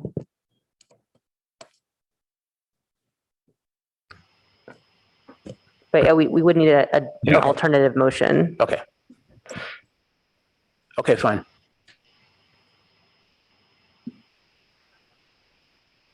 So we need a motion. Anyone? Vice Chair? Go ahead. I will try. I'll make a motion to deny the applicant's request to divide the lot because of the uncertainty of the outcome and because not all the findings can be made, specifically finding 2 of the parcel map findings and findings 2 and 4 of the exception findings. We need a second. Second. Second by Commissioner Rectal. Any discussion on this motion? Okay, please call the roll. Commissioner Chang, Yes. Commissioner Heckman, No. Chair Lawing, Yes. Commissioner Regdal, Yes. Vice Chair Suma, Yes. Commissioner Templeton. No. Motion carries 4-2. Okay, thanks for your efforts on this. We'll now move to, Chair? yes, sorry. Okay, Commissioner Heckman, I think you're, May I ask the commission, in what manner would you see this again? Because we don't have certainty on what we would propose. We invested time and money in the opinions of the city council in October, who showed no interest in us deviating from any R1 standards that might support us creating more units. And this was the alternative we were left with. Us being able. Mr. O'Hanlon, I certainly can understand the response. I think though, at this time, the dialogue with the commission is kind of ended unless through the chair, he would like to recognize you to hear your comments. So that's up to Chair Lawing. well, I think the core comment was heard, and I understand that. But given that we've taken our votes, this will now go back to council with our recommendations, and they have to pick it up. That's basically where we are. Commissioner Heckman? Sorry, did you have? I mean, that's just the state of where we are. Right, I understand that. I don't agree with the findings of the denial. I don't agree with the lack of support of this motion. I feel like this is pushing on the private homeowners' rights. And I guess that clearly we'll have to take that in a different direction if that's the way we have to go. Okay. Thank you. Commissioner Heckman?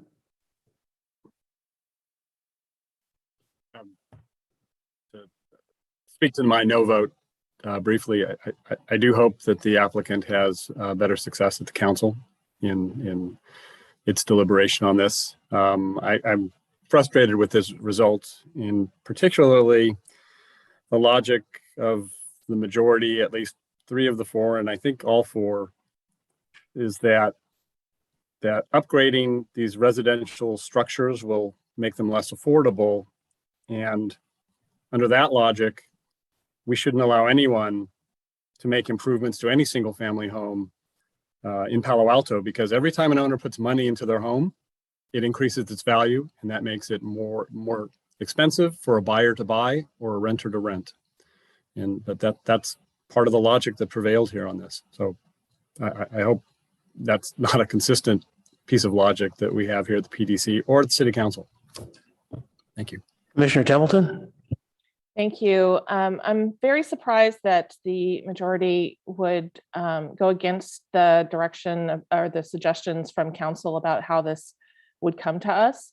I do think that, well, I'm most surprised that we voted to uphold a 20,000 square foot non-conforming lot in the face of our RENA situation here in Palo Alto, where we want to see if we can find ways to bring in new units in ways that fit in with the neighborhood look and feel.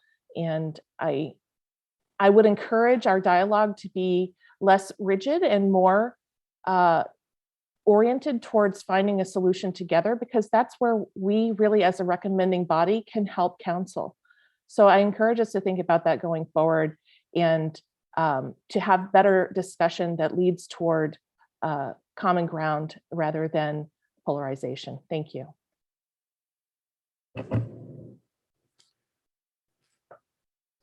Okay, we'll now move on to the next agenda item, which is downtown in lieu parking ban. Thank you. I'll be handing this over to Sheldon Ossing and to Rebecca Atkinson. I'm not seeing, there's Rebecca, great, excellent.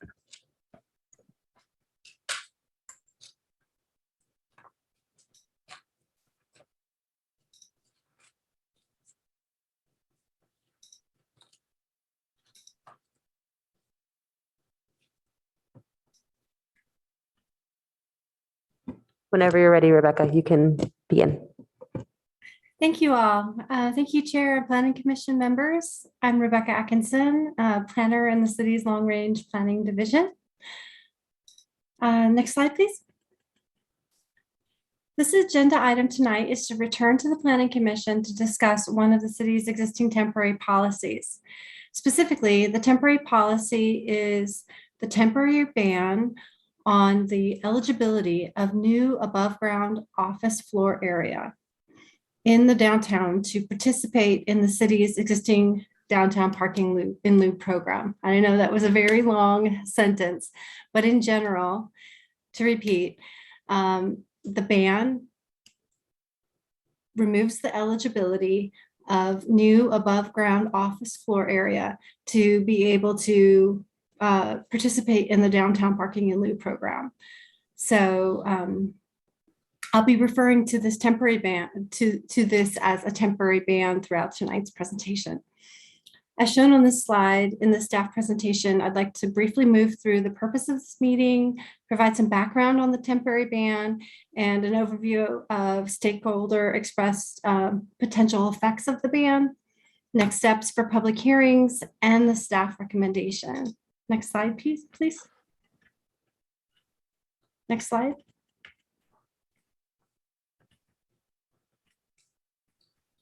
For easy reference, here's the text for the temporary ban as excerpted from the municipal code. This text is only in the code section for the downtown parking and loop program. As you'll hear later in the presentation, staff received feedback on the temporary ban ranging from support for letting the ban lapse to support for the ban to be permanent. Next slide, please. The temporary ban was established as part of a larger package of housing-related policies discussed by Council in 2018. It came into effect in 2019. When Council approved the temporary ban, they imparted direction for the Planning and Transportation Commission to study its effects. Due to COVID and staffing, the temporary ban was subsequently extended twice and now currently expires August 1st, 2022. The purpose of the meeting tonight is for the PTC to review the results of the staff study on the temporary ban, hear additional public feedback, discuss and recommend a direction to council ahead of expiration. As for a brief background on the ban, we're next going to review what aspects of the municipal code remain the same and what differs with the ban. Next slide, please. Next slide. As outlined on this slide, the temporary ban did not and does not change the overall downtown parking in lieu program in the sense of the downtown parking assessment district boundaries remain the same, as well as the basic site eligibility criteria to access the program. Downtown retail, restaurant, service, and other uses can still access the parking in lieu program. Underlying downtown parking requirements remain the same. And as before, new participation in the in lieu program would still come from any new eligible entitled downtown floor area that has never been previously assessed. Next slide. Next slide again. As discussed in the staff report, staff researched development activity before and after the effective date of the temporary ban, which was May 2nd, 2019. A summary of the basic general findings is included on this slide. Bottom line, staff did not receive any housing-related applications since the temporary ban, nor were there many housing-related applications prior to the ban. It is unknown what role, if any, the concurrent pandemic and recession played into this. Looking back at 10 years of development activity before the ban, there are no overall trends for downtown housing development, nor trends in overall use of the downtown parking in lieu program. The use of the program was infrequent and as needed and as entitled. Some projects in the downtown did actually provide parking on site and did not need to access the program. Next slide. Next slide, thank you.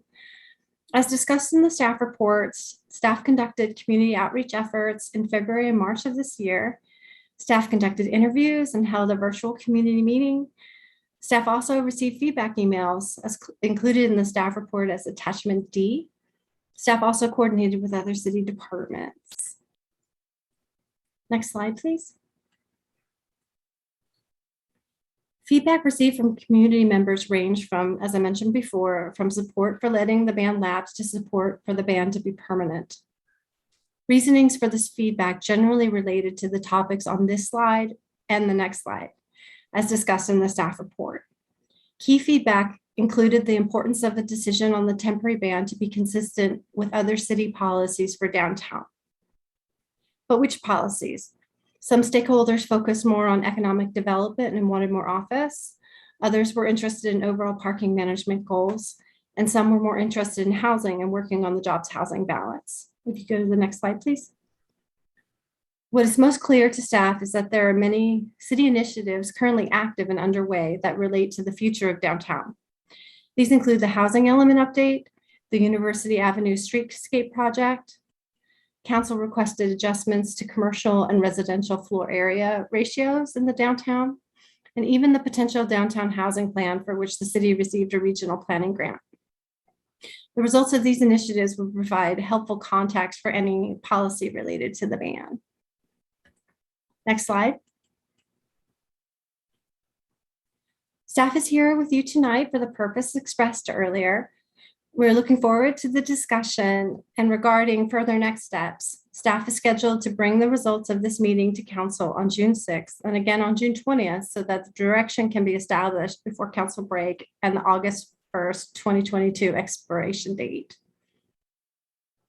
Next slide. As included in the draft resolution in attachment A, staff recommends continuation of the temporary ban for another 3 years, which allows for significant progress on the underway active initiatives for downtown. Distinct from the recommendation on the ban, staff also recommends making the listed minor clerical amendments to the code. Potential alternative actions are listed in the staff report, including recommendations for the ban to lapse or become permanent. Next slide, please. If you have any questions or would prefer to email feedback to us, please feel free to contact us with the information on this slide. Thank you.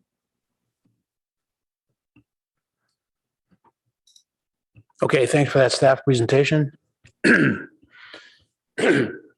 I think basically tonight there is the recommendation to extend for 3 years the temporary status We can also make the temporary ban permanent, or we can remove the temporary ban entirely. So those are the three options, only the first of which is recommended by staff. So just wanted to kind of put all that on the table.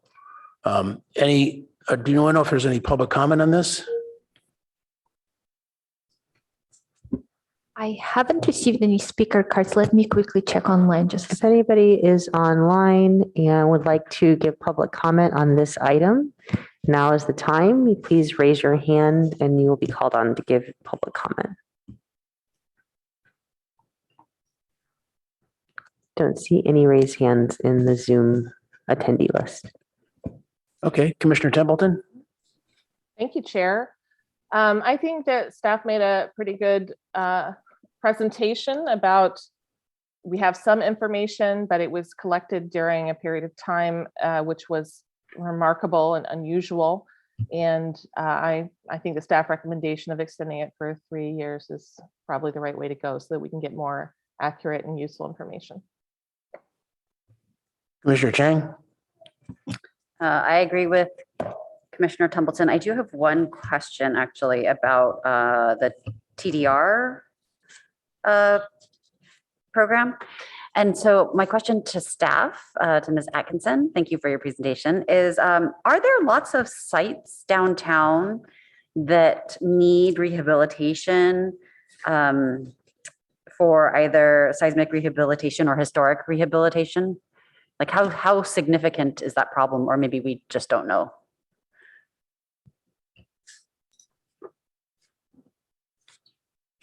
I'm not sure if any other staff person wants to take that question. Do you have a sense, Rebecca, or do you need someone else to chime in? Go ahead, Albert. I think we might not have the staff members that we need here. I know the city has done a seismic survey, but it's our building department that I think is taking the lead on that. Okay, that's fine. I just thought I would ask, but I think that, you know, continuing the ban for 3 years, which is a relatively short time, probably doesn't affect, I mean, isn't going to have an outsized effect on the TDR participation. So I'm less worried about that. So it's not necessary for me to make it, to still support the staff recommendation. Thanks. Other commissioners?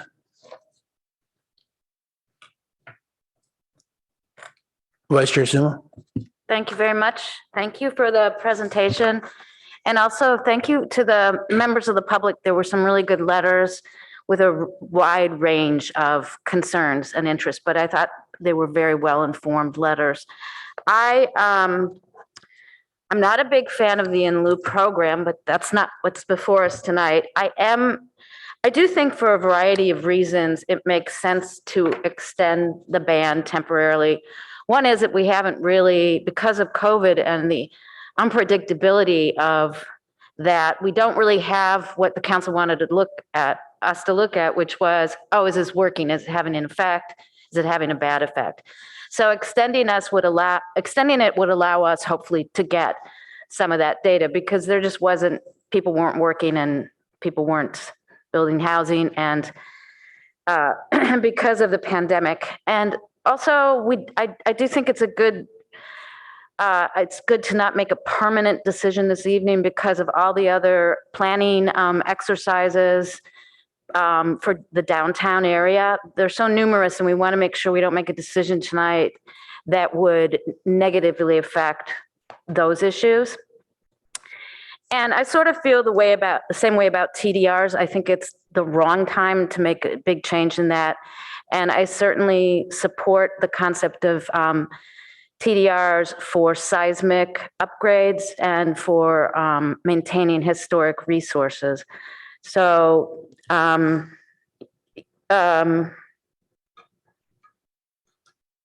I think that the staff recommendation makes good sense, and I agree with my two colleagues who have already spoken. Commissioner Heckman? Thank you. First, I want to just clarify something I found in the staff report, because I haven't dealt with the in lieu parking program before. And on parking page 33, I was trying to learn how it works. and to the extent it means anything to my fellow commissioners, there's some criteria. So if you're residential, you can't use the in lieu program. If you're non-residential, you can, but there's some criteria in our code, and that criteria is stated on packet page 33.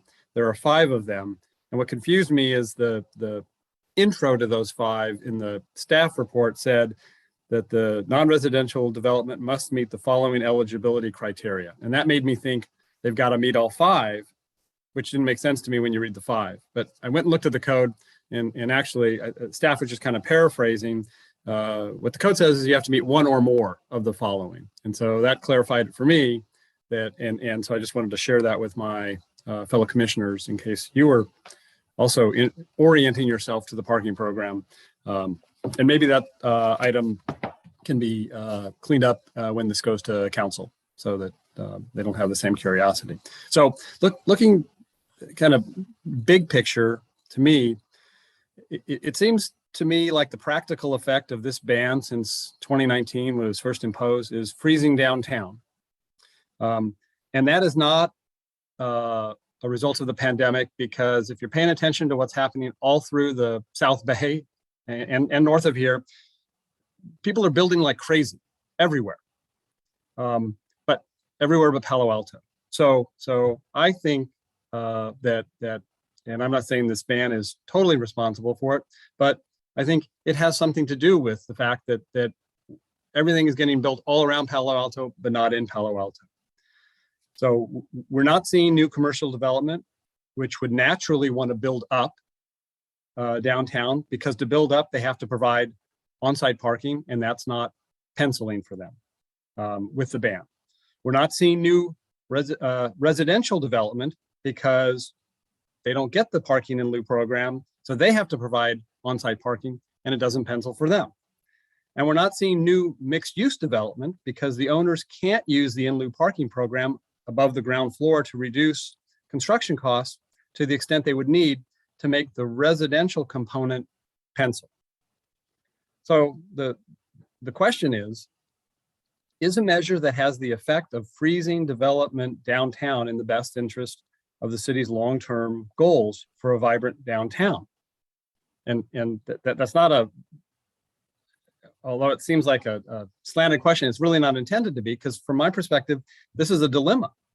Because I agree with the statement of staff in the staff report that if we lift the ban, that could encourage redevelopment downtown with multi-story office.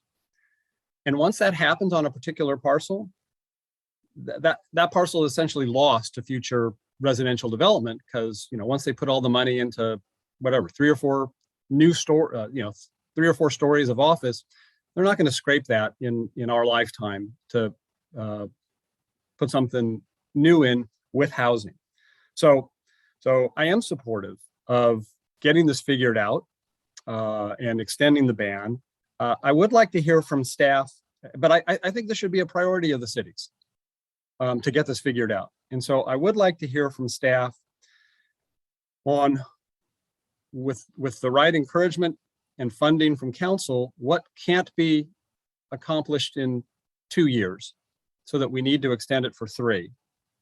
So I'd like to hear from staff on that. And also, I did want to say that I do like the idea of that staff floated on packet page 37 about exempting from the ban the use of existing TDRs or projects generating TDRs for the reasons that for those purposes that Commissioner Suma had mentioned, seismic rehabilitation or historic rehabilitation. I like the idea of doing that because we do want to incentivize that kind of work. Thanks. To your question, Commissioner Heckman, I think your question was what if the, I guess maybe how I'm interpreting it is, if the extension was 2 years, how might that change things and what could be accomplished within a 2-year time frame? Is that kind of more or less? I'm wondering if what you're proposing to spend 3 years doing something. I'm asking if it can be done in 2. Okay, I think some of it is the time itself in terms of understanding what the impact of the ban is on development in perhaps a less impacted by COVID time, or differently impacted by COVID time frame, I think is part of the idea. And Ms. Atkinson might speak if there's additional work that would be underway that could be accelerated. Certainly one could argue 2 years maybe is as reasonable as 3 in terms of understanding, does this ban negatively or positively impact office or housing development? I don't know, Ms. Atkinson, if there's other work that we'd propose to undertake during the extension of the ban. I think council recently put forward to city staff to explore adjustments to the floor to area ratio for commercial and residential downtown. And I think that's a big direction and request and that actually very much influences the financial penciling of different projects. That's just one example. Yeah, and then I think the other projects that would be underway that are kind of, I would say, aligned initiatives, though not directly impacting office development or housing development, would be the housing element itself, the University Avenue Streetscape project, and some of the other projects. So those are going to be all on their own timeline, but they may, either encourage or discourage, more development activity to happen downtown. I don't know that any of those could be sped up per se, nor that they're the most direct impact on the development activity that we would be monitoring in the time period during which the ban is extended.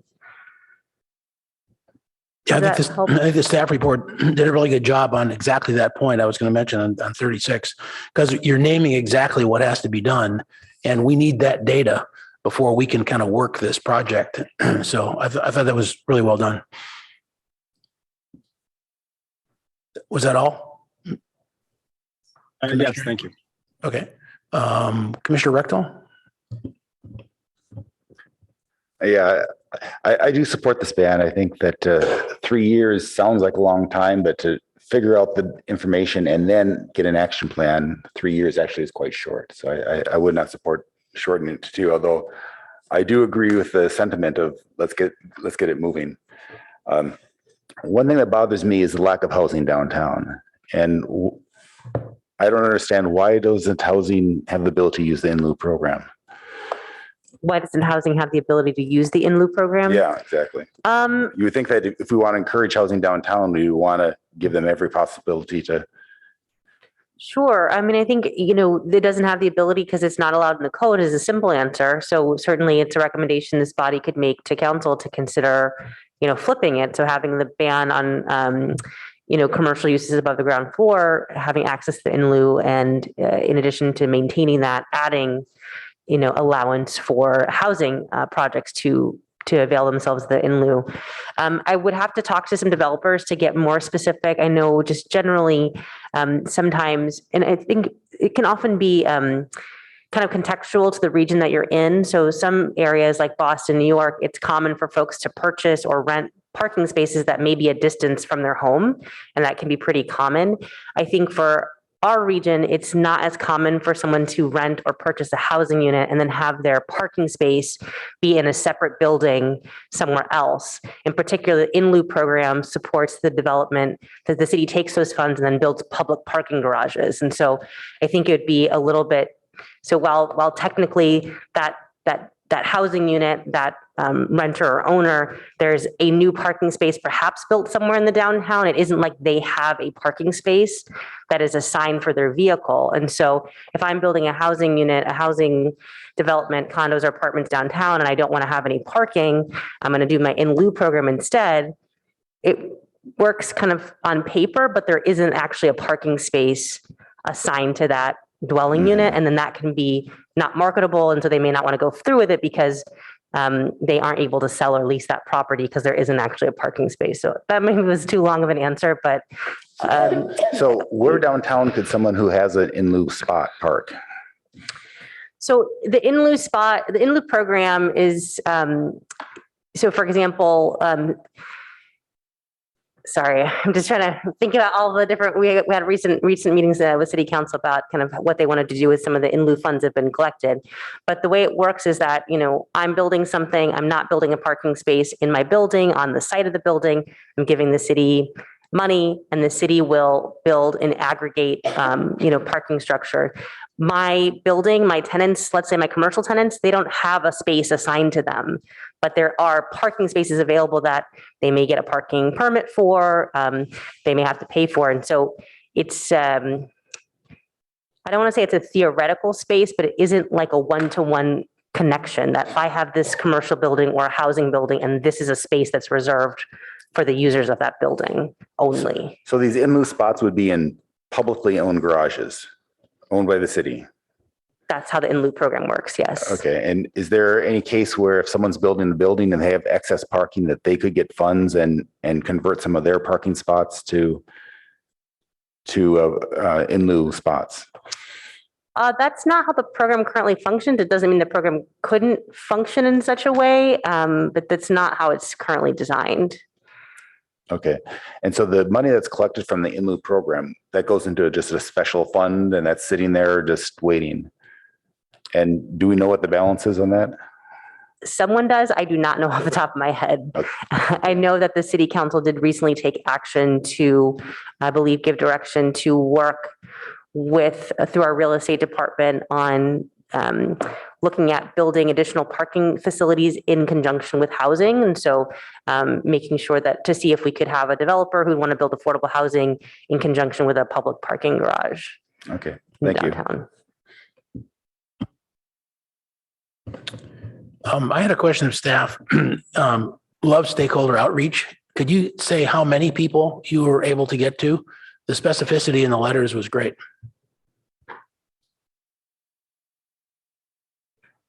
Maybe you can let us know how many folks participated in the focus groups and other outreach that you did. There were 3 people in the virtual community meeting, and we did a series of interviews with approximately 5 people. With what was the last part? Approximately 5 people, because some people attended the virtual community meeting as well. So relatively small sample right now. Yes, and then of course all the emails that we submitted. I do think that some of the, and maybe Mr. Ossing wants to chime in, but some of those interviews and focus group participants represent folks who own multiple properties and so have that perspective in the downtown. Mr. Ossing, did you want to add to the outreach question? Yeah, I was just adding to the emails that we did send a pretty extensive email blast out to the downtown businesses. So that was a big outreach that we did. Okay. Commissioner Templeton? Chair, did everybody get a chance to comment? I was going to make the motion. I was going to actually just make one other comment. Yeah, whenever you're done.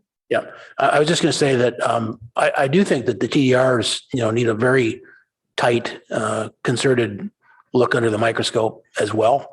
But I don't think we want to be tackling that now or in a year. I think it really should be coupled with all the other data, because that's a sticky wicket. It's not just automatic, but it definitely should be addressed. Any other comments? Okay, we can go to a vote.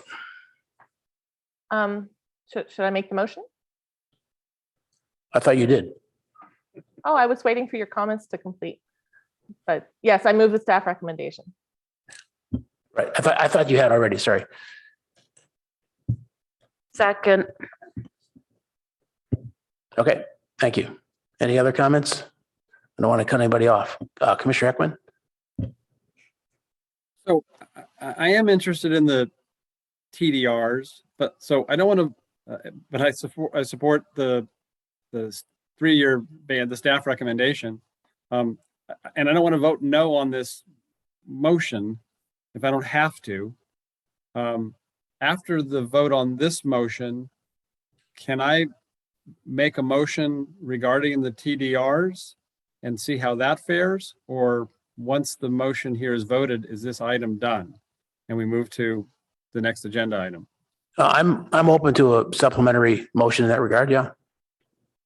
And I'll hold the TDR issue until we conclude this motion. Thank you. Okay. Does staff want to put up the motion so we can all be on the same page as what we're voting on? He did not add anything to your motion, so we're still voting on just that. Oh, yeah, I just wanted to make sure everybody knows it includes the stuff that was on the slide. And if it's not possible to bring up, then we don't bring it up. I'll bring it up in just 1 second.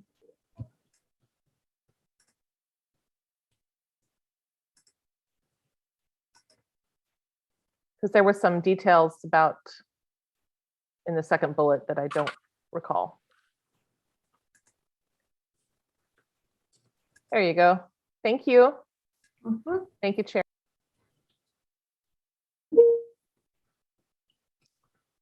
Everybody's read it? Okay, let's do the roll call. Thanks. Commissioner Chang, Yes. Commissioner Hackman, Yes. Chair Lawing, Yes. Commissioner Regdal, Yes. Vice Chair Suma, Yes. Commissioner Templeton, Yes. motion carries 6-0. And just to clarify, the text on this doesn't say 3 years, but is that what everyone understood? Yes. Yes. Yes, and I believe the ordinance has 3 years in it. Okay, great. Just want to make sure we're all clear. Thank you. Commissioner Heckman, would you like to make a secondary motion? I would, thank you. I move that the PTC recommend to the council exemption from the 3-year extension of the ban recommended by the PTC for existing TDRs and for all downtown applications that propose generation of TDRs for either use on-site or to, sorry, I'm limiting that. All downtown applications that propose generation of TDRs to be sold such that projects proposing seismic rehabilitation and or historic rehabilitation downtown could remain incentivized. I hope you have that typed up for us to look at. Yeah, I'm sorry. I was reading from the second full paragraph of packet page 37. The 2 areas that staff had suggested we consider for recommendation, and I am moving that we recommend those. I will restate it just to make sure I'm reading the same part. An exemption from the ban for all downtown applications that propose generation of TDRs for either use on site or to be sold such that projects proposing seismic rehab and or historic rehab downtown remain incentivized. Is that the right section? Yes, that's the second part because there's 2 kinds of TDRs. The first part is contained in the first sentence of that paragraph, the existing TDRs. You see that?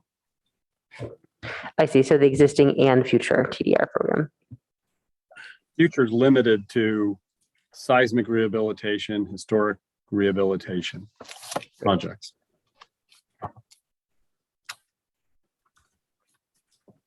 So your motion is that in front of us is to recommend to council that we make that change now. Correct. As contrasted with us, considering that in a hearing and all that kind of thing. Just to clarify your motion. Okay. Is there a second for that? That those things be exempted from the 3-year ban that we're recommending. Is there a second for that?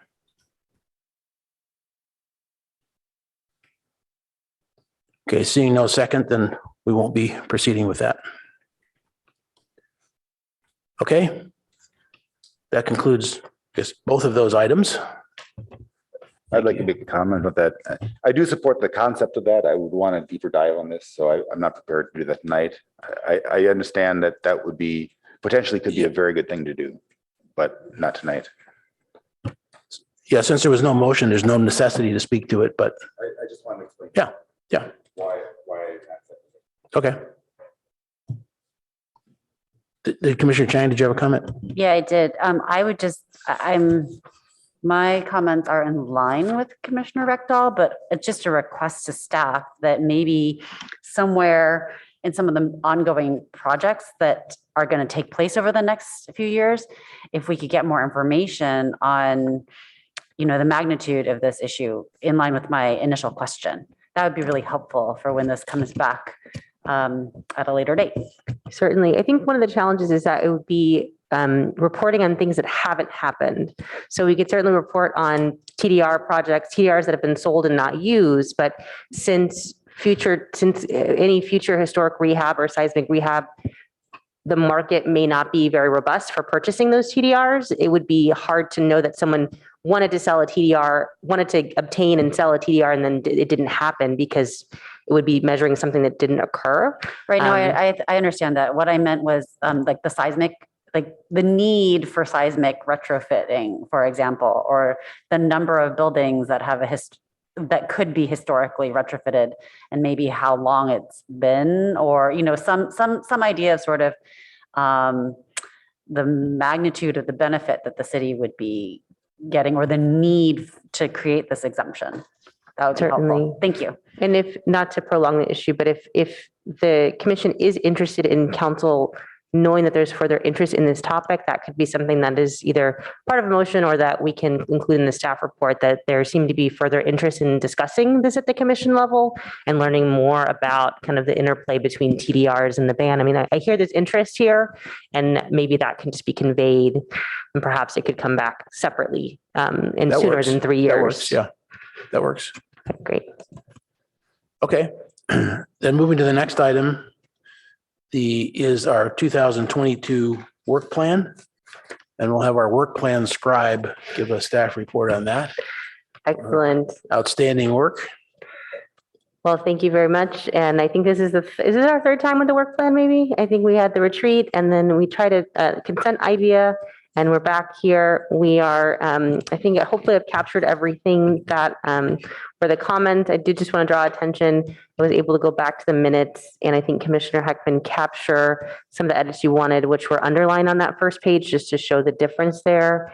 And this will be going to council on June 1st.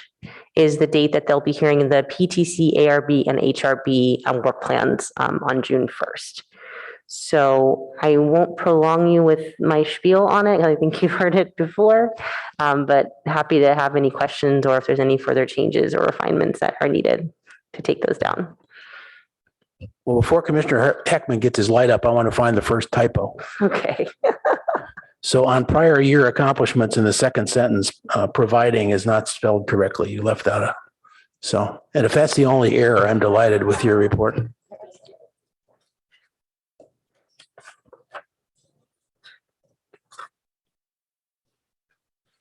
I did make one comment in the pre-meeting to Assistant Director Tanner that project goal number 7 has already moved along. As I mentioned briefly late in the last meeting last week, I had a discussion with the mayor and then the planning director, and that is going to be continued as we discussed at our meeting, so we can come back and talk about it in more detail on these on the thresholds, et cetera. But it still needs to be here because we're doing it and we've accomplished it. So I just wanted to reference that point.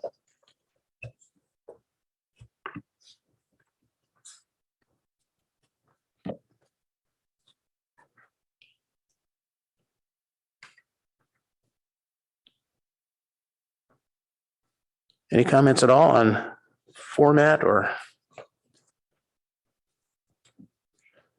It's certainly comprehensive. Commissioner Heckman? I just wanted to thank staff for making the effort to make the clarifications to the mission statement along the lines that I was thinking. I appreciate that. And also for filling in the various boxes that inadvertently were missing information last time. It now looks like a complete work plan, ambitious, not entirely reactive, which I like. And so I think Chair allowing your, driving in that direction, I think is reflected in this document, and I'm ready to recommend it to council. Yeah, that was a team effort at the retreat, and I think we got to the right place on that, including some changes to the mission statement relative to being very inclusive of public comment. So I'm happy to second that motion. Anyone else with comments? If not, then let's go ahead. Just a big thank you. If not, we'll go ahead with a roll call vote. Commissioner Chang, Yes. Commissioner Heckman, Yes. Chair Lawing, Yes. Commissioner Regdal, Yes. Vice Chair Suma, Yes. Commissioner Templeton. Yes. Motion carries 6-0.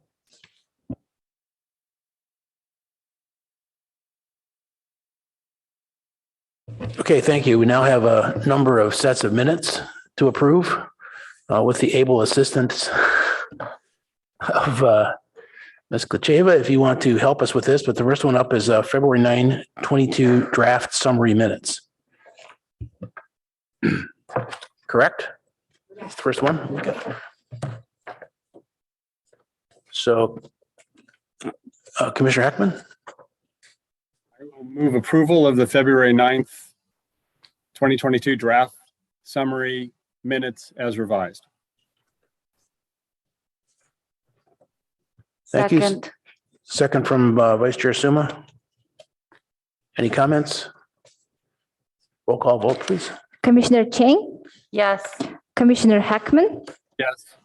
Chair Lawing, Yes. Commissioner Regdal, Yes. Vice Chair Suma, Yes. Commissioner Templeton. Yes. Motion carries 6-0. Okay, the next set is February 23, 22 draft verbatim and summary meeting minutes of 4/27. No, sorry, of February 23rd. Go ahead. Anyone? Commissioner Heckman? Approval of the February 23rd, 2022 draft verbatim and summary meeting minutes as revised. Second. Second by Commissioner Rectal. Any comments, questions? Go ahead. Commissioner Chang, Yes.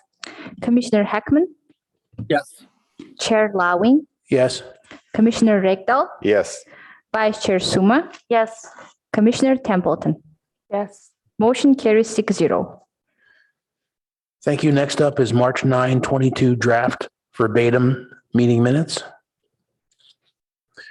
Commissioner Heckman, your hand's up. Thank you. I will move approval of the March 9, 2022 draft verbatim meeting minutes as revised. I'll second that. Second by Commissioner Chang.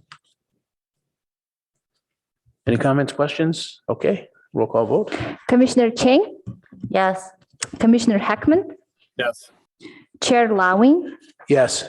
Commissioner Regdal, Yes. Vice Chair Suma, Yes. Commissioner Templeton. Yes. Motion carries 6-0. Okay, great. That includes all of our agenda items. If we can just jump over now to packet page 13 and just look at upcoming topics. I think you generally reference that in the report. And then also the coveted vacation date. I think that it's probably time to final say this 27th of July probably works if everyone's comfortable with that.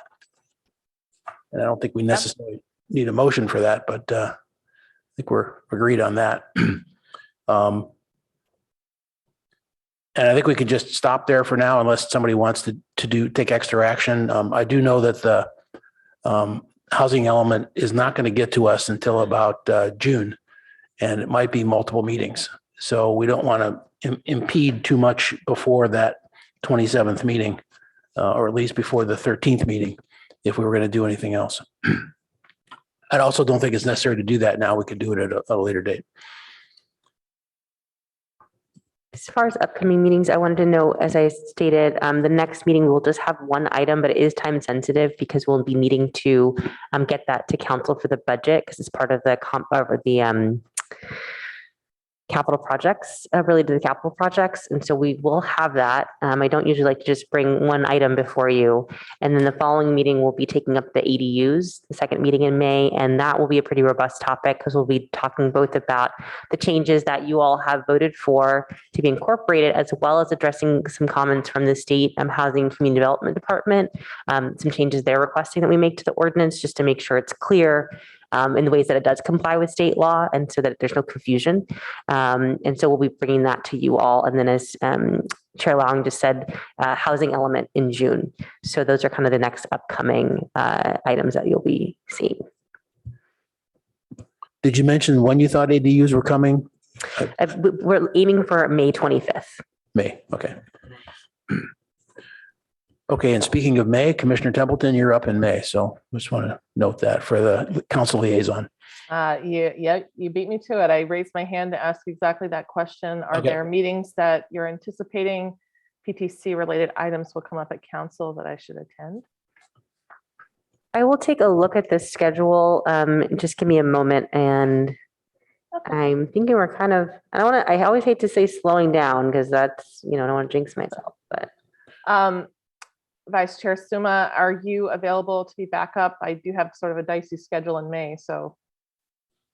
Yep, just let me know, or Okay. we'll email each other if, I haven't looked at the council, but I'll, agenda, but. Thank you.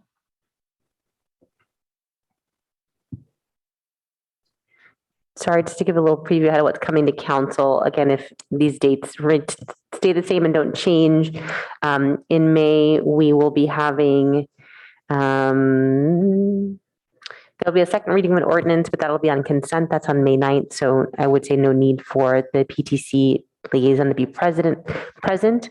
On May 16th, the council will be looking at objective standards, which the ARB has been doing a lot of heavy lifting on objective standards. Obviously, they did, I think, also come to the PTC, but I think the ARB really is a lead on the objective standard project. And then Castellea is currently scheduled for May 23rd. So that is a date that is scheduled there. And that takes us through all of May, and then June 1st, the work plan. Excellent. Thanks for the heads up on that. And let's touch base again, maybe mid-month and see if anything changed. Thank you. That sounds great. Thank you.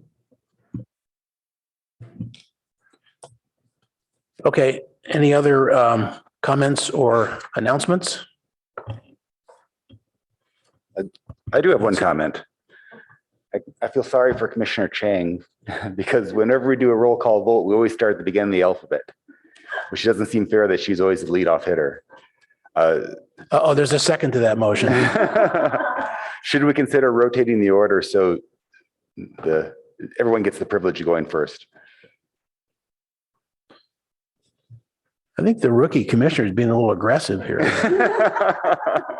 Does Commissioner Chang feel the same way, or does she not have a problem with it? I think it's totally fine. Yeah, I would love I think it's a that, really good actually. idea. I think it's a really good idea. Yeah, I think that city council does that, where with every subsequent motion, they kind of rotate to another commissioner. And I would like that if the rest of the commission would agree with it. As a Templeton, I like it just the way it is. Just kidding. Commissioner Heckman, did you have a comment? Yeah, unrelated to the motion voting order, which I think is fine to change and rotate. And I'm sorry if I missed Ms. Tanner mentioning this, but I did want to mention that the May Fete Parade is coming up on May 7th. I think that's a walk downtown, and so I'm encouraging people to do it. And I had a question for my fellow commissioners because I assume all of you received an invitation to participate in that as civic workers for the city. And I was wondering, I hadn't heard of this before, of that aspect of it. And I was wondering if the planning commission generally, planning commissioners generally, try to participate in that from past experience with those of you commissioners who predate me. Yeah, the parade was canceled for a number of years, so that was the problem, finances and then COVID. Did you want? I would say I've done it every year that there was one. And I would say the attendance I think it's fun and I think it's a privilege. So if you have the time, I would encourage you to do it. I totally agree. And thanks for bringing it up, Commissioner Heckman, because the notice came out really late. And I just pinged a council member last week about that. And you guys don't know about it? I said, well, we haven't gotten any invitations because I think it's really a great community event. It's really fun to see all those kids there. You get tchotchkes to throw out to the kids, and they get just big grins. You go over and hand them something, so that's really fun. And we get a chance to socialize as commissioners with ourselves that we don't get a chance to very often, as well as with other commission members and council members and so on. So and there's a Stanford band, which is well, we don't want to vote on that, but you're correct.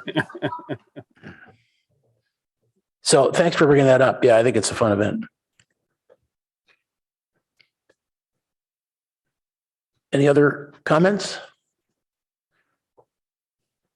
Okay, so we don't meet next week. I thought I was going to hear some boos about that. We get actually a week off, all the way over to May 11th. So be well and keep your masks on. Thanks very much. Meeting adjourned.